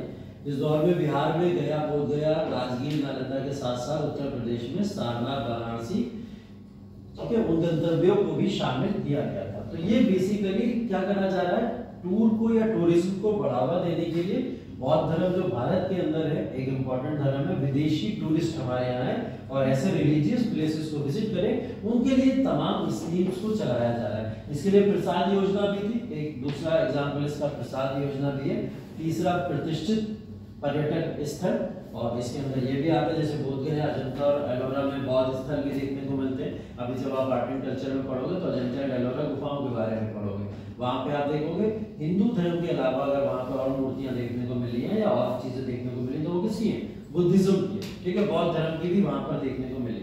ठीक है, बस बाकी ये तमाम चीजें हैं। यूनेस्को ने भी बौद्ध धर्म के लिए काफी कार्य करे और यूनेस्को के बौद्ध धर्म से संबंधित विरासत स्थल जो भारत के अंदर है उनके यहाँ पर चर्चा की गई है। यूनेस्को ने भी सहारा दिया है और इसको बढ़ावा देता है यूनेस्को भी। कौन कौन से स्थल हैं जो यूनेस्को का पार्ट है, पहला नालंदा, ठीक है, नालंदा जो बिहार के अंदर है, नालंदा महाविहार इसको बनाया गया है। दूसरा सांची मध्य प्रदेश में जो बौद्ध स्मारक जिसके लिए हम लोग बात भी कर रहे थे स्तूप के फॉर्म में, बोध गया बिहार के अंदर, ठीक है, महाबोधि मंदिर परिसर पूरा का पूरा बोध गया। बोध गया कौन सी जगह,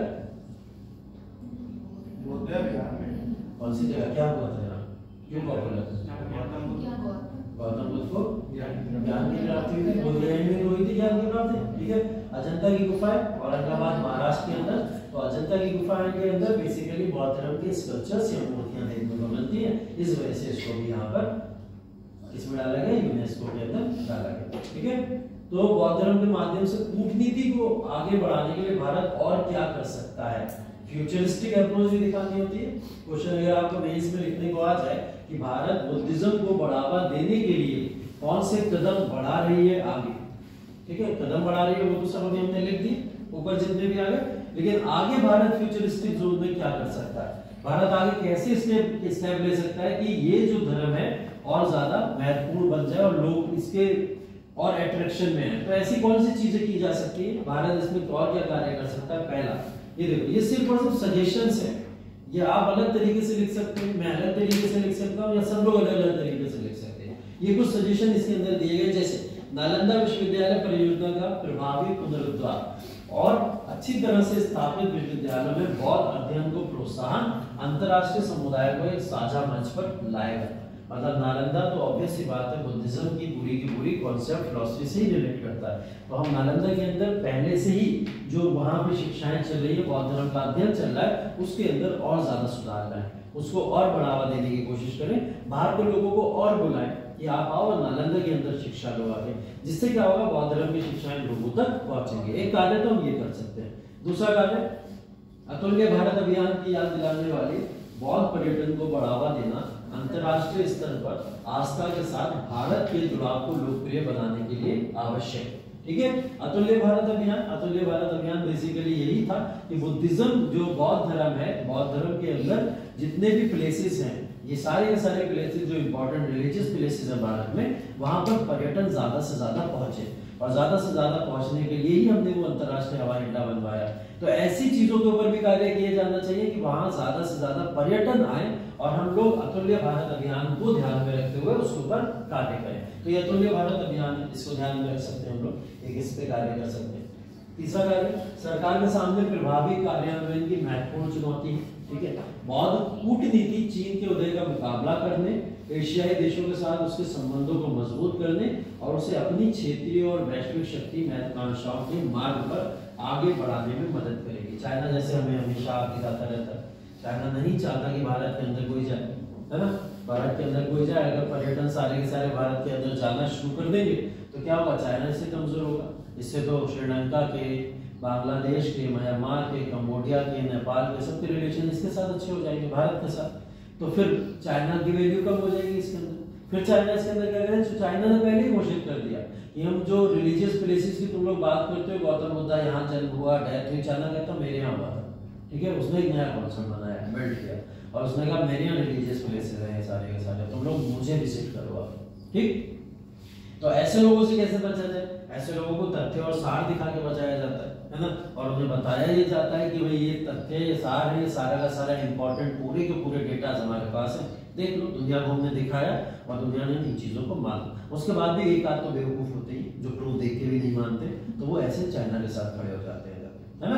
तो ऐसे लोग भी होते हैं, इसलिए कुछ चाइना के साथ है। अब इससे सामना करने के लिए भारत को कुछ और ऐसे स्टेप लेने की जरूरत है जिससे चाइना को कूटनीति के द्वारा साइड किया जा सके, है ना। तो चाइना को कंट्रोल करना काफी ज्यादा जरूरी है, वरना चाइना तो किसी भी तरीके से मानने को तैयार नहीं।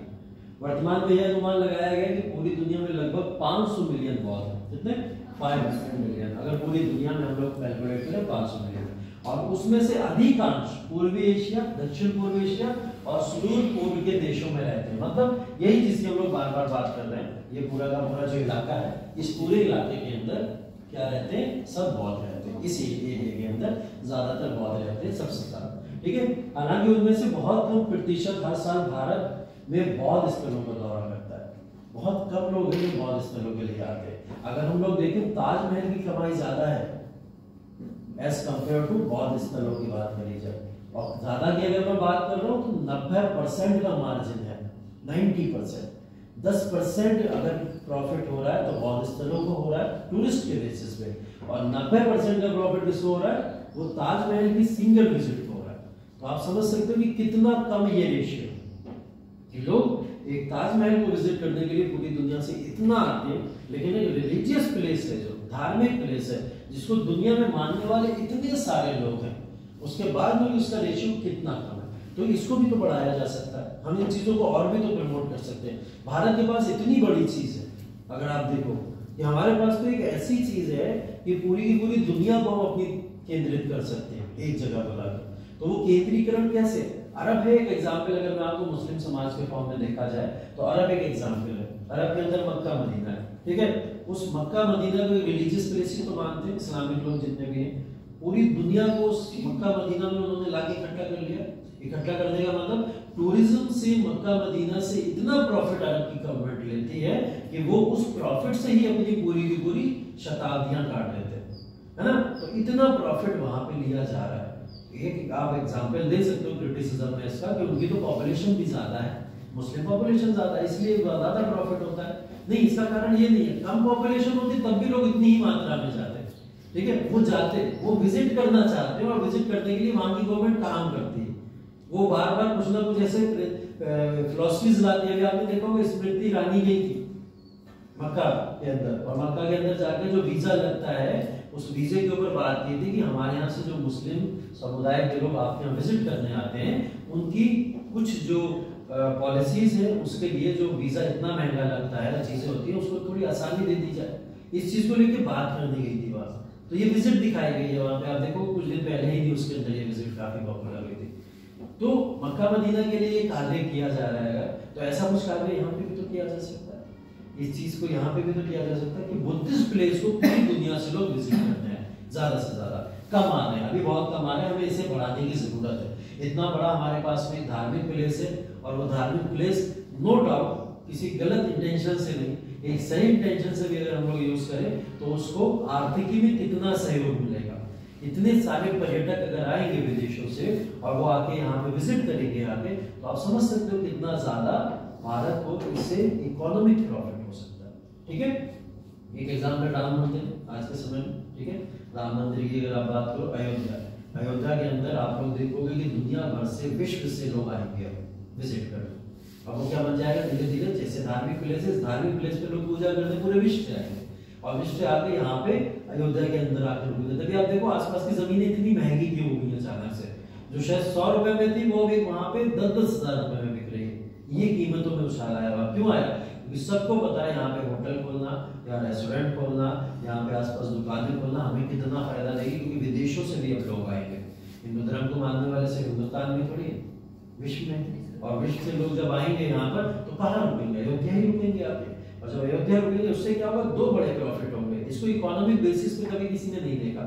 इकोनॉमिक बेसिस पे जब विदेशों से टूरिस्ट हमारे यहाँ आएंगे, यहाँ पे तो ये क्या है, एक रिलीजियस प्लेस अब बन गया, एक सेंटर बन गया है वो, जहाँ पे पूरे विदेशों से लोग आया करेंगे और उसका इकोनॉमिक प्रॉफिट भारत सरकार को हुआ करेगा। ठीक है, वो इकोनॉमिक प्रॉफिट का यहाँ पर एक कहीं ना कहीं विचार है, जो इकोनॉमिक प्रॉफिट यहाँ पे बहुत तेजी से देखने को मिलेगा। तो इकोनॉमी मजबूत होगी इससे, है ना। तो भारत ने इसका बहुत अच्छे से उपयोग कर लिया, लेकिन अब एक उपयोग और करना बाकी है, वो कौन सा है, बौद्ध धर्म का। अगर बुद्धिस्ट हमारे पास में इतने इंपॉर्टेंट साइट्स हैं, जिन साइट्स के ऊपर कोई मतभेद भी नहीं है, सिंपल है एकदम, उसमें कोई मतभेद ही नहीं है किसी तरीके, कोई काउंटर ही नहीं करता कि मेरी मस्जिद थी, मेरा मंदिर था, ये था, वो था, कुछ नहीं है। प्लेसेस उनको डेवलप करा जाए सिंपल से, और डेवलप करके विदेशी पर्यटकों को यहाँ बुलाया जाए, और बुलाने के बाद यहाँ पर उन लोगों से ये चर्चा की जाए कि हम अपने इन रिलीजियस प्लेसेस को और ज्यादा पॉपुलराइज कैसे कर सकते हैं। ठीक है, लोग मानते हैं, बौद्ध धर्म को मानने वाले, देखो एक एग्जाम्पल दे दिया, 500 मिलियन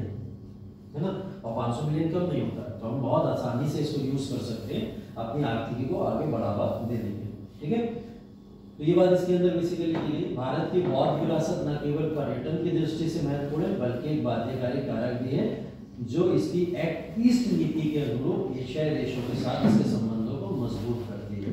बौद्ध देश के एक इतना बड़ा, अगर हम लोग बौद्ध देश है, और इस बौद्ध देश को अगर हमें एशियन जितनी भी कंट्रीज हैं उनके साथ में संबंध अच्छे करने हैं, तो एकमात्र चारा हमारे पास में यही है कि हम उस धर्म का सहारा लेकर क्या करें, उन तमाम देशों को अपने साइड करें। तो सोचो, अगर श्रीलंका हमारे साइड हो गया, अगर हमारे साथ म्यांमार, कंबोडिया, लाओस जैसी कंट्रीज हो गई, नेपाल हमारे साइड हो गया, तो चाइना क्या कभी आग दिखा पाएगा? कभी नहीं दिखा पाएगा ना। चाइना अटैक करने की कोशिश करेगा भारत के ऊपर। तो भारत को इस कूटनीति को जितनी जल्दी पॉसिबल है अपना लेना चाहिए और इसके ऊपर अमल करना चाहिए, जिससे अंतर्राष्ट्रीय रूप से हम अपने आप को मजबूत और संगठित कर लें। चाइना को यही तो डर है भारत से सबसे ज्यादा, कि भारत के अंदर तो सारे रिलीजियस प्लेसेस हैं, और उन रिलीजियस प्लेसेस की बात करिए तो भारत तो पूरा का पूरा कंट्रोल दुनिया भर में कर सकता है। तो इसको कैसे रोका जाए? हर धर्मों का कहीं ना कहीं सार भारत के अंदर देखने को मिल जा रहा है, और दुनिया में लोग धर्म ही फॉलो कर रहे हैं। तो भारत कहीं ना कहीं एक सेंट्रल जोन बन गया, और उस सेंट्रल जोन को यहाँ पर क्रिएट जैसे किया गया, इसको तोड़ने की बहुत कोशिश की जाती है, बार बार कोशिश की जाती है, लेकिन चाइना की ये नीतियां सफल इसलिए नहीं हो पा रही क्योंकि हम लोग एक धार्मिक देश भी हैं, है ना। तो इस वजह से कहीं ना कहीं उसकी ये नीतियां सफल नहीं हो पा रही। इंटरनेशनल रिलेशंस में आप इसको सब डिटेल में पढ़ोगे। अभी इसको मेंशन करने का मतलब ये था कि मैं आपको अगर बौद्ध धर्म पढ़ा रहा हूँ तो बौद्ध धर्म से रिलेटेड प्रेजेंट सिनेरियो क्या चल रहा है ये भी आपको पता होना चाहिए। इतिहास का एक हिस्सा पढ़ा के खत्म किया जा सकता था इसको, लेकिन अगर आपको प्रेजेंट सिनेरियो पता है, भारत इस पर कार्य क्या कर सकता है, तो ये कहीं ना कहीं आपकी इंटरनेशनल नीतियों को किस तरीके से बनाना है उसमें सहयोग करेगा। आयार लिखोगे आप आगे चल के तो उसमें आपको ये सहायता करेगा। ठीक है, तो बेसिकली यही है पूरा का पूरा बौद्ध धर्म जिसकी हम लोग यहाँ पर चर्चा कर रहे थे। बौद्ध धर्म के अंदर हम लोग क्या क्या सुधार ला सकते हैं, उन सुधारों की बात यहाँ पर कर दी। अब देखो इंपॉर्टेंट फैक्ट इसके अंदर जो जो याद रखने की जरूरत है उसको एक बार फिर से मैं बता दे रहा हूँ आपको। पहली चीज, बौद्ध धर्म के अंदर गौतम बुद्ध से रिलेटेड उनकी फैमिली लाइफ। फैमिली लाइफ में हम लोग बात करें कि उनके पिताजी का क्या नाम था, उनकी माता जी का क्या नाम था, उनकी धर्मपत्नी का क्या नाम था, उनके पुत्र का क्या नाम था। ये फैमिली ट्री हो गई उनकी, ये हमें पता होना चाहिए। दूसरी चीज कौन से वंश से आते थे वो वंश हमको पता होना चाहिए, उस वंश के बारे में पता चल गया हमको। उसके बाद है ये तीसरी चीज के ऊपर, तीसरी चीज ये गौतम बुद्ध की वो लाइफ जो उन्होंने पूरी की पूरी जी। लाइफ जीने का मतलब 29 साल के बाद की अवस्था जब वो संन्यास लेने निकले, तो किसको निर्वाण बोलेंगे, किसको महापरिनिर्वाण बोलेंगे, ठीक है, या किसको पहला उपदेश बोलेंगे, किसको डेथ बोलेंगे, किसको सैरमन बोलेंगे। बहुत सारे ऐसे जो क्लॉजेस हैं वो सब आपको पता होना चाहिए। उनके क्या क्या सिंबल है ये पता होना चाहिए। ये फैक्चुअल चीजें बता रहा हूं जो आपको याद रखनी है, ठीक है। ये चीजें याद कर ली। इन चीजों को याद करने के बाद में आपको ये याद करना है कि बुद्धिस्ट जो काउंसिल्स हुई उन काउंसिल्स के 4 काउंसिल्स को याद कर लीजिए। 4 काउंसिल्स को अगर आपको प्लेसेस याद हो गया, ईयर याद हो गया, राजा याद हो गया और अध्यक्ष याद हो गया, इतना ही करना है इसके अंदर, तो बस इंपॉर्टेंट है। उसके बाद में इसमें जो बंटवारे हुए धर्म के अंदर, जैसे हीनयान देखा, महायान देखा, वज्रयान देखा, तो ऐसे जो बंटवारे हुए इन बंटवारों के बारे में आपको पता होना चाहिए कि कौन कौन से बंटवारे हुए, किस किस बेसिस पे हुए, उनके बारे में आपको यहाँ पर पता होना चाहिए, ठीक है। इसके बाद में इनकी शिक्षा, जो जो शिक्षा इन्होंने दी है, वो शिक्षा क्या क्या दी है। जैसे हम लोग बात करें पिटक की, त्रिपिटक की जो हम लोग ने बात करी थी, वो पता होना चाहिए। 8 फोल्ड पाथ पता होना चाहिए, क्या अष्टांगिक मार्ग है इनके, ठीक है। आर्य सत्य, 4 आर्य सत्य पता होना चाहिए हमें, ये 4 आर्य सत्य ये इनके समय काल में है। उसके बाद लास्ट में इनकी मृत्यु पता होना चाहिए, इनकी मृत्यु 483 ईसा पूर्व में हो गई। और मृत्यु होने के बाद में किस तरीके से ये धर्म डिवाइड हो गया कई सारे क्षेत्रों के अंदर। ये फैक्चुअल चीजें हैं जो आपको याद होनी चाहिए। फैक्चुअल के अलावा बहुत सारी कॉन्सेप्चुअल बिल्डिंग भी मैंने की है आपकी, इसके बेसिस पे आज के समय में बौद्ध धर्म को किस तरीके से फॉलो करना चाहिए उसके ऊपर भी चर्चा की गई, ठीक है। तो बुद्धिस्ट या बौद्ध धर्म से रिलेटेड ये चीजों को याद रखना है। बौद्ध धर्म के बाद में हम लोग चर्चा करेंगे जैन धर्म। जैन धर्म बेसिकली जैनिज्म या जैन धर्म कि मैंने कहा जैसा पैरेलल चला है, इन्हीं के पैरेलल चला है, इस धर्म को पैरेलल बोला जाता है। लेकिन जैनिज्म पढ़ने से पहले कुछ दर्शन है वो आपको पता होना चाहिए, ठीक है। दर्शन की बात करें, हम लोग ने अभी वैदिक समाज पढ़ा था। वैदिक समाज के अंदर हम लोग ने समाज को पढ़ लिया पूरी तरीके से, लेकिन उस समय कुछ दर्शन या फिलॉसफीज भी आई थी।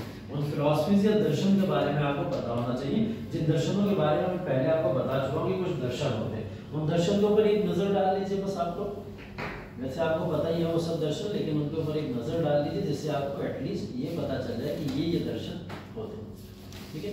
भारत की दार्शनिक प्रवृत्ति ये सब हम लोग वैदिक समाज की ही बात करते हैं। देखो उस समय में बेसिकली भारत में पहली शताब्दी से पूर्व की अगर बात करी जाए तो 6 आस्तिक और 3 नास्तिक दार्शनिक मतों का यहाँ पर इन्फ्लुएंस था, ठीक है। कितनी 6 आस्तिक थी और 3 नास्तिक थी। अगर ये आस्तिक और नास्तिक का बंटवारा जो हो रहा है इसकी मैं बात करूं तो ये आस्तिक बेसिकली रिलेटेड है पूरा का पूरा हिंदू धर्म से, ठीक है। आस्तिक किससे रिलेटेड है? हिंदू धर्म से। नास्तिक बोला जा रहा है तो अदर रिलीजन्स या जो रिलीजन है ही नहीं उनकी बात हो रही है नास्तिक वाले, ठीक है। तो ये 6 टोटल दर्शन दिए गए हैं और इनके जो जो दर्शन को लाने वाले व्यक्ति हैं उनका नाम यहाँ पर मेंशन किया गया है। इन दर्शन के बारे में आप लोगों ने नहीं सुना होगा, अलग दर्शन आप लोग सुनते रहते हो, लेकिन ये दर्शन कभी कभी बहुत इंपॉर्टेंट हो जाते हैं जो पूछ लिए जाते हैं आपके एग्जाम के अंदर।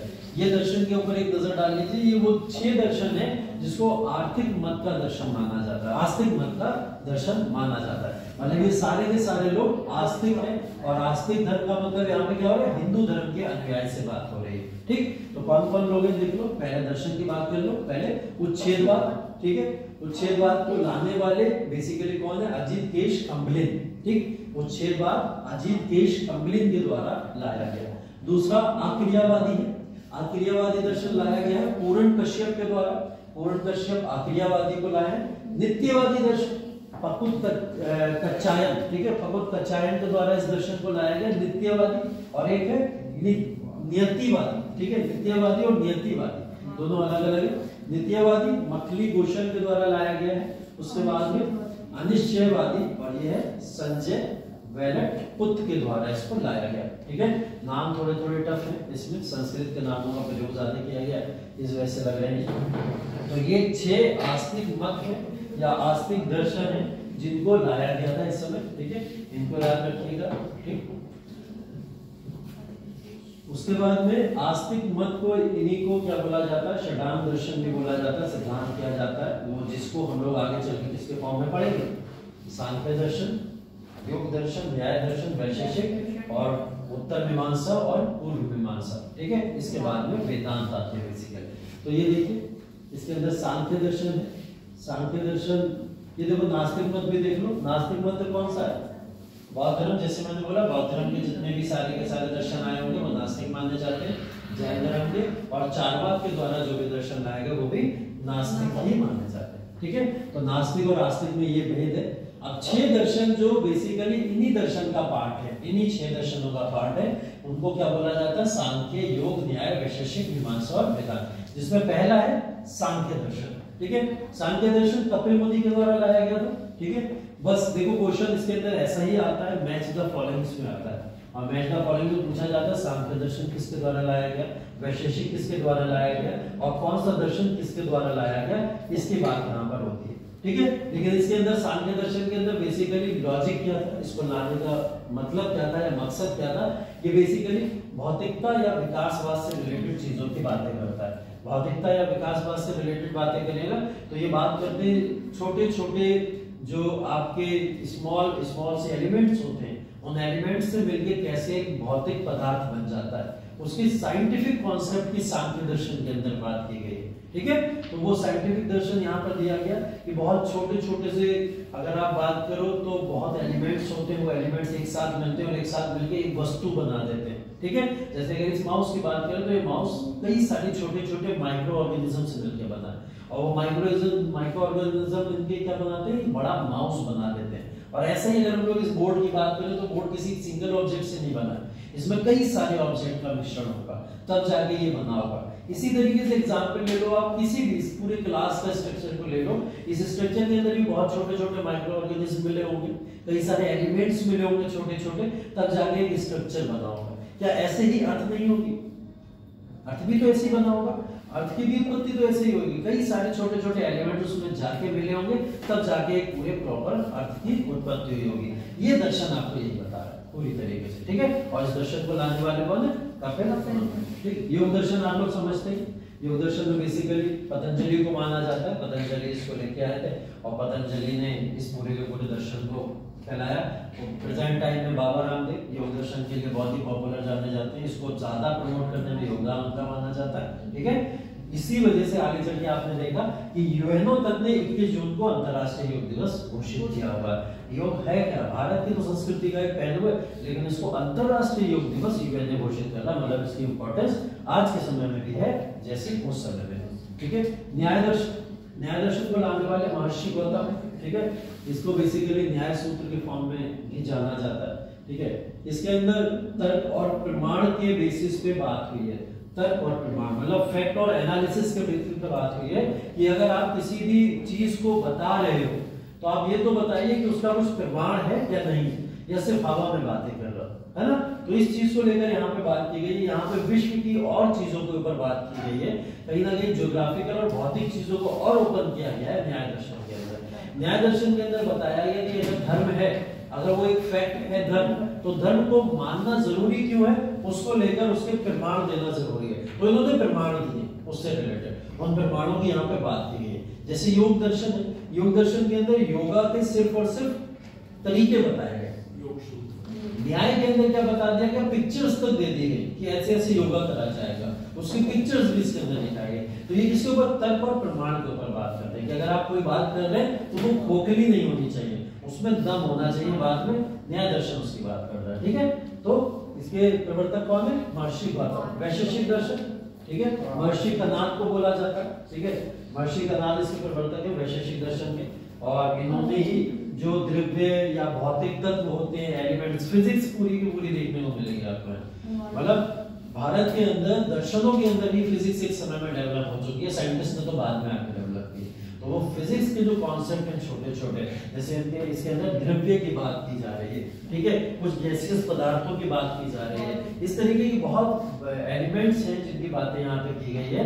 यहाँ पे देखो परमाणुवाद तक की बात की गई है, एक परमाणु की स्थापना कैसे होती है, द्रव्य उसमें सहायक कैसे होता है, ये सब बातें यहाँ वैशेषिक दर्शन के अंदर की जा रही है। ठीक है, लेकिन आपसे जो क्वेश्चन पूछते हैं मैं फिर बता रहा हूँ, वैशेषिक दर्शन किसके द्वारा लाया गया? महर्षि कनाद के द्वारा लाया गया। आपको बस इतना याद रखना, इससे ज्यादा बात नहीं करनी। ठीक है, मीमांसा, उत्तर मीमांसा और पूर्व मीमांसा, दो मीमांसा की फिलॉसफी होती है, वो अलग अलग लोकेशन के हिसाब से डिवाइड कर दिया गया। एक उत्तर मीमांसा हो जाएगा, एक पूर्व मीमांसा हो जाएगा। इसको बेसिकली लाने वाले कौन? आचार्य जैमिन। ठीक है, इन्होंने इस दर्शन को लाए थे, और इस दर्शन को बेसिकली आगे चल के हमने देखा है कि मीमांसा के अनुसार वेदों में कही गई बातें सदा सत्य होती है। उन्होंने बोला जो वेदों में बोल दिया गया वो सत्य ही है, उसके ऊपर डाउट नहीं करना चाहिए। मीमांसा फिलॉसफी वो बताती है।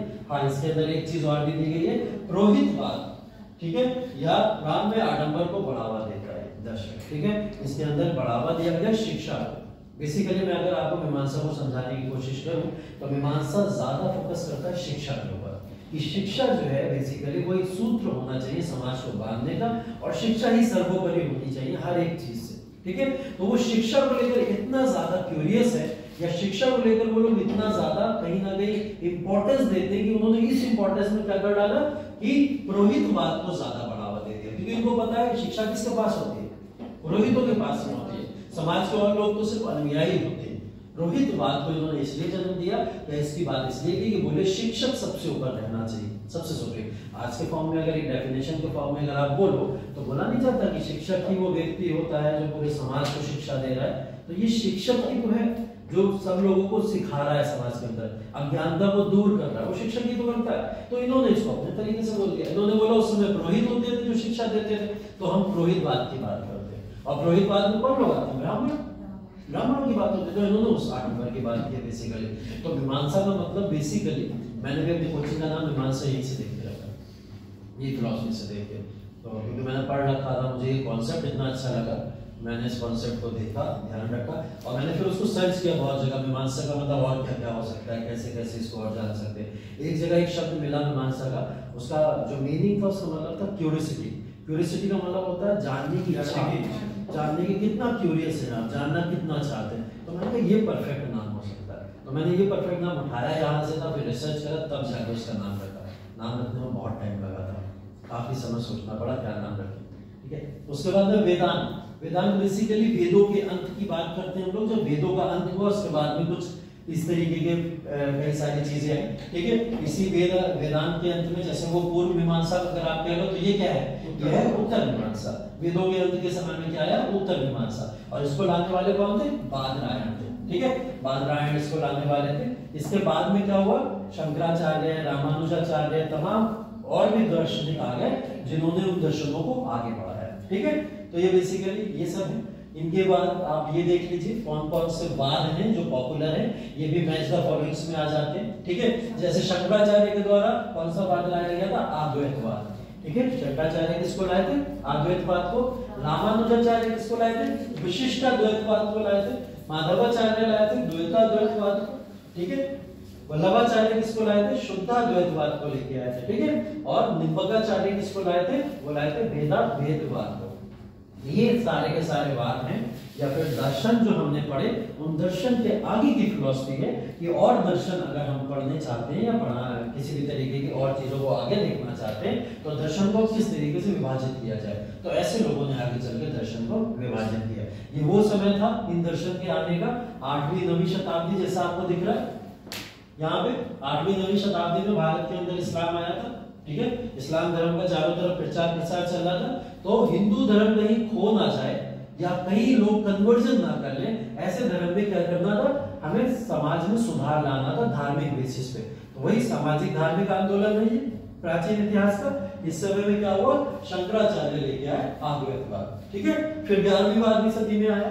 11वीं 12वीं सदी भी पॉपुलर है, जैसा कि आप लोग महमूद गजनवी को देखते हो, मोहम्मद गौरी को देखते हो। इनका समय 11वीं 12वीं शताब्दी, जब ये लोग फिर अगेन इस्लाम को लाने की बात भारत में करते हैं, फिर एक सुधार आता है और वो क्या कहलाता है, विशिष्टाद्वैतवाद। 13वीं 14वीं शताब्दी की बात करें तो गुलाम वंश की स्थापना, गुलाम वंश आ चुका है। गुलाम वंश आने के बाद में भारत के अंदर इस्लाम का प्रचार जिस तरीके से हो रहा है उसको रोक लगाने के लिए द्वैतवाद आया, जिन्होंने इस्लाम की जो बढ़ती हुई पॉपुलैरिटी थी उसके ऊपर रोक लगाई और यहाँ हिंदू धर्म के ऊपर किस तरीके से कार्य करना और ओरिजिनलिटी क्या है उसके बारे में बताया, ठीक। 15वीं 16वीं शताब्दी ये वो समय है जिस समय में आपने देखा है कि भारत के अंदर सूफिज्म, भक्तिज्म, ऐसे तमाम जो फिलॉसफीज हैं उनका बहुत पॉपुलराइजेशन होता था। और इसी समय में भारत के अंदर क्या आया हुआ था, मुगल एम्पायर। और मुगल एम्पायर एक अलग तरीके से इस्लाम का प्रचार करता था, तो उसको रोकने के लिए शुद्धाद्वैतवाद की बात हुई, ठीक है। उसी के बाद में निम्बकाचार्य, जैसे 13वीं शताब्दी की बात हो रही, ये उसी से रिलेटेड है, भेदाभेदवाद। इसी समय में गुलाम वंश की स्थापना वगैरह है, ये दोनों एक साथ के प्रिंसिपल है, ये वाला और ये वाला, दोनों लगभग साथ, ठीक है। तो ये दर्शन शास्त्र है पूरा का पूरा, जिसके बारे में हमें चर्चा करनी थी। अब कुछ नहीं बचा दर्शन के फॉर्म में, ना धर्म के फॉर्म में। धर्म के फॉर्म में एक धर्म बचा है आपका और वो है जैन धर्म। जैन धर्म को पढ़ने का धार्मिक फिलॉसफी सारी की सारी खत्म हो जाएंगे अभी। फिर चलेंगे हम लोग पॉलिटिकल लाइफ पे, इसकी राजनीतिक लाइफ महाजनपद से शुरू करेंगे और वो जो गुप्ता एम्पायर है, कुषाण, कनिष्क वगैरह यहाँ तक बढ़ के पूरी की पूरी वो लाइफ खत्म करेंगे, ठीक है। तो देखो एंशिएंट जो पढ़ा रहा हूँ मैं आपको, इसको पढ़ाने का तरीका सिर्फ प्रीलिम्स बेसिस पे नहीं है कि सिर्फ और सिर्फ फैक्ट पढ़ा के मैं आपको आगे बढ़ जाऊँ। मैंने बोला भी है जितना पढ़ाऊंगा सटीक पढ़ाऊंगा, है ना, जिससे आपको मेंस में भी सहायता मिले, क्योंकि ऐसे क्वेश्चन मेंस में बहुत आते हैं। सिर्फ प्रीलिम्स करना होगा तो आप किताबें पढ़ के कर लोगे, मेंस नहीं होता है किताबें पढ़ के। तो प्रीलिम्स मेंस दोनों का कंबाइंड क्लास इसीलिए करा रहा हूँ मैं आपको, जिससे आप लोग अपने मेंस की भी तैयारी और प्रीलिम्स दोनों की तैयारी अच्छे से करते रहे। और जिनका इतिहास विषय है वैकल्पिक तौर पर या फिर जिनका फिलॉसफी विषय है वैकल्पिक तौर पर, उनके लिए ये बहुत इंपॉर्टेंट है सारी चीज। ठीक है, तो आप लोग ध्यान से इसको पढ़ते रहिए। मैं वैसे ही पढ़ाऊंगा जैसे एग्जाम में आता है, उसका एक एग्जाम्पल आपको बच्चों के पेपर में मिल जाएगा। Thank you so much.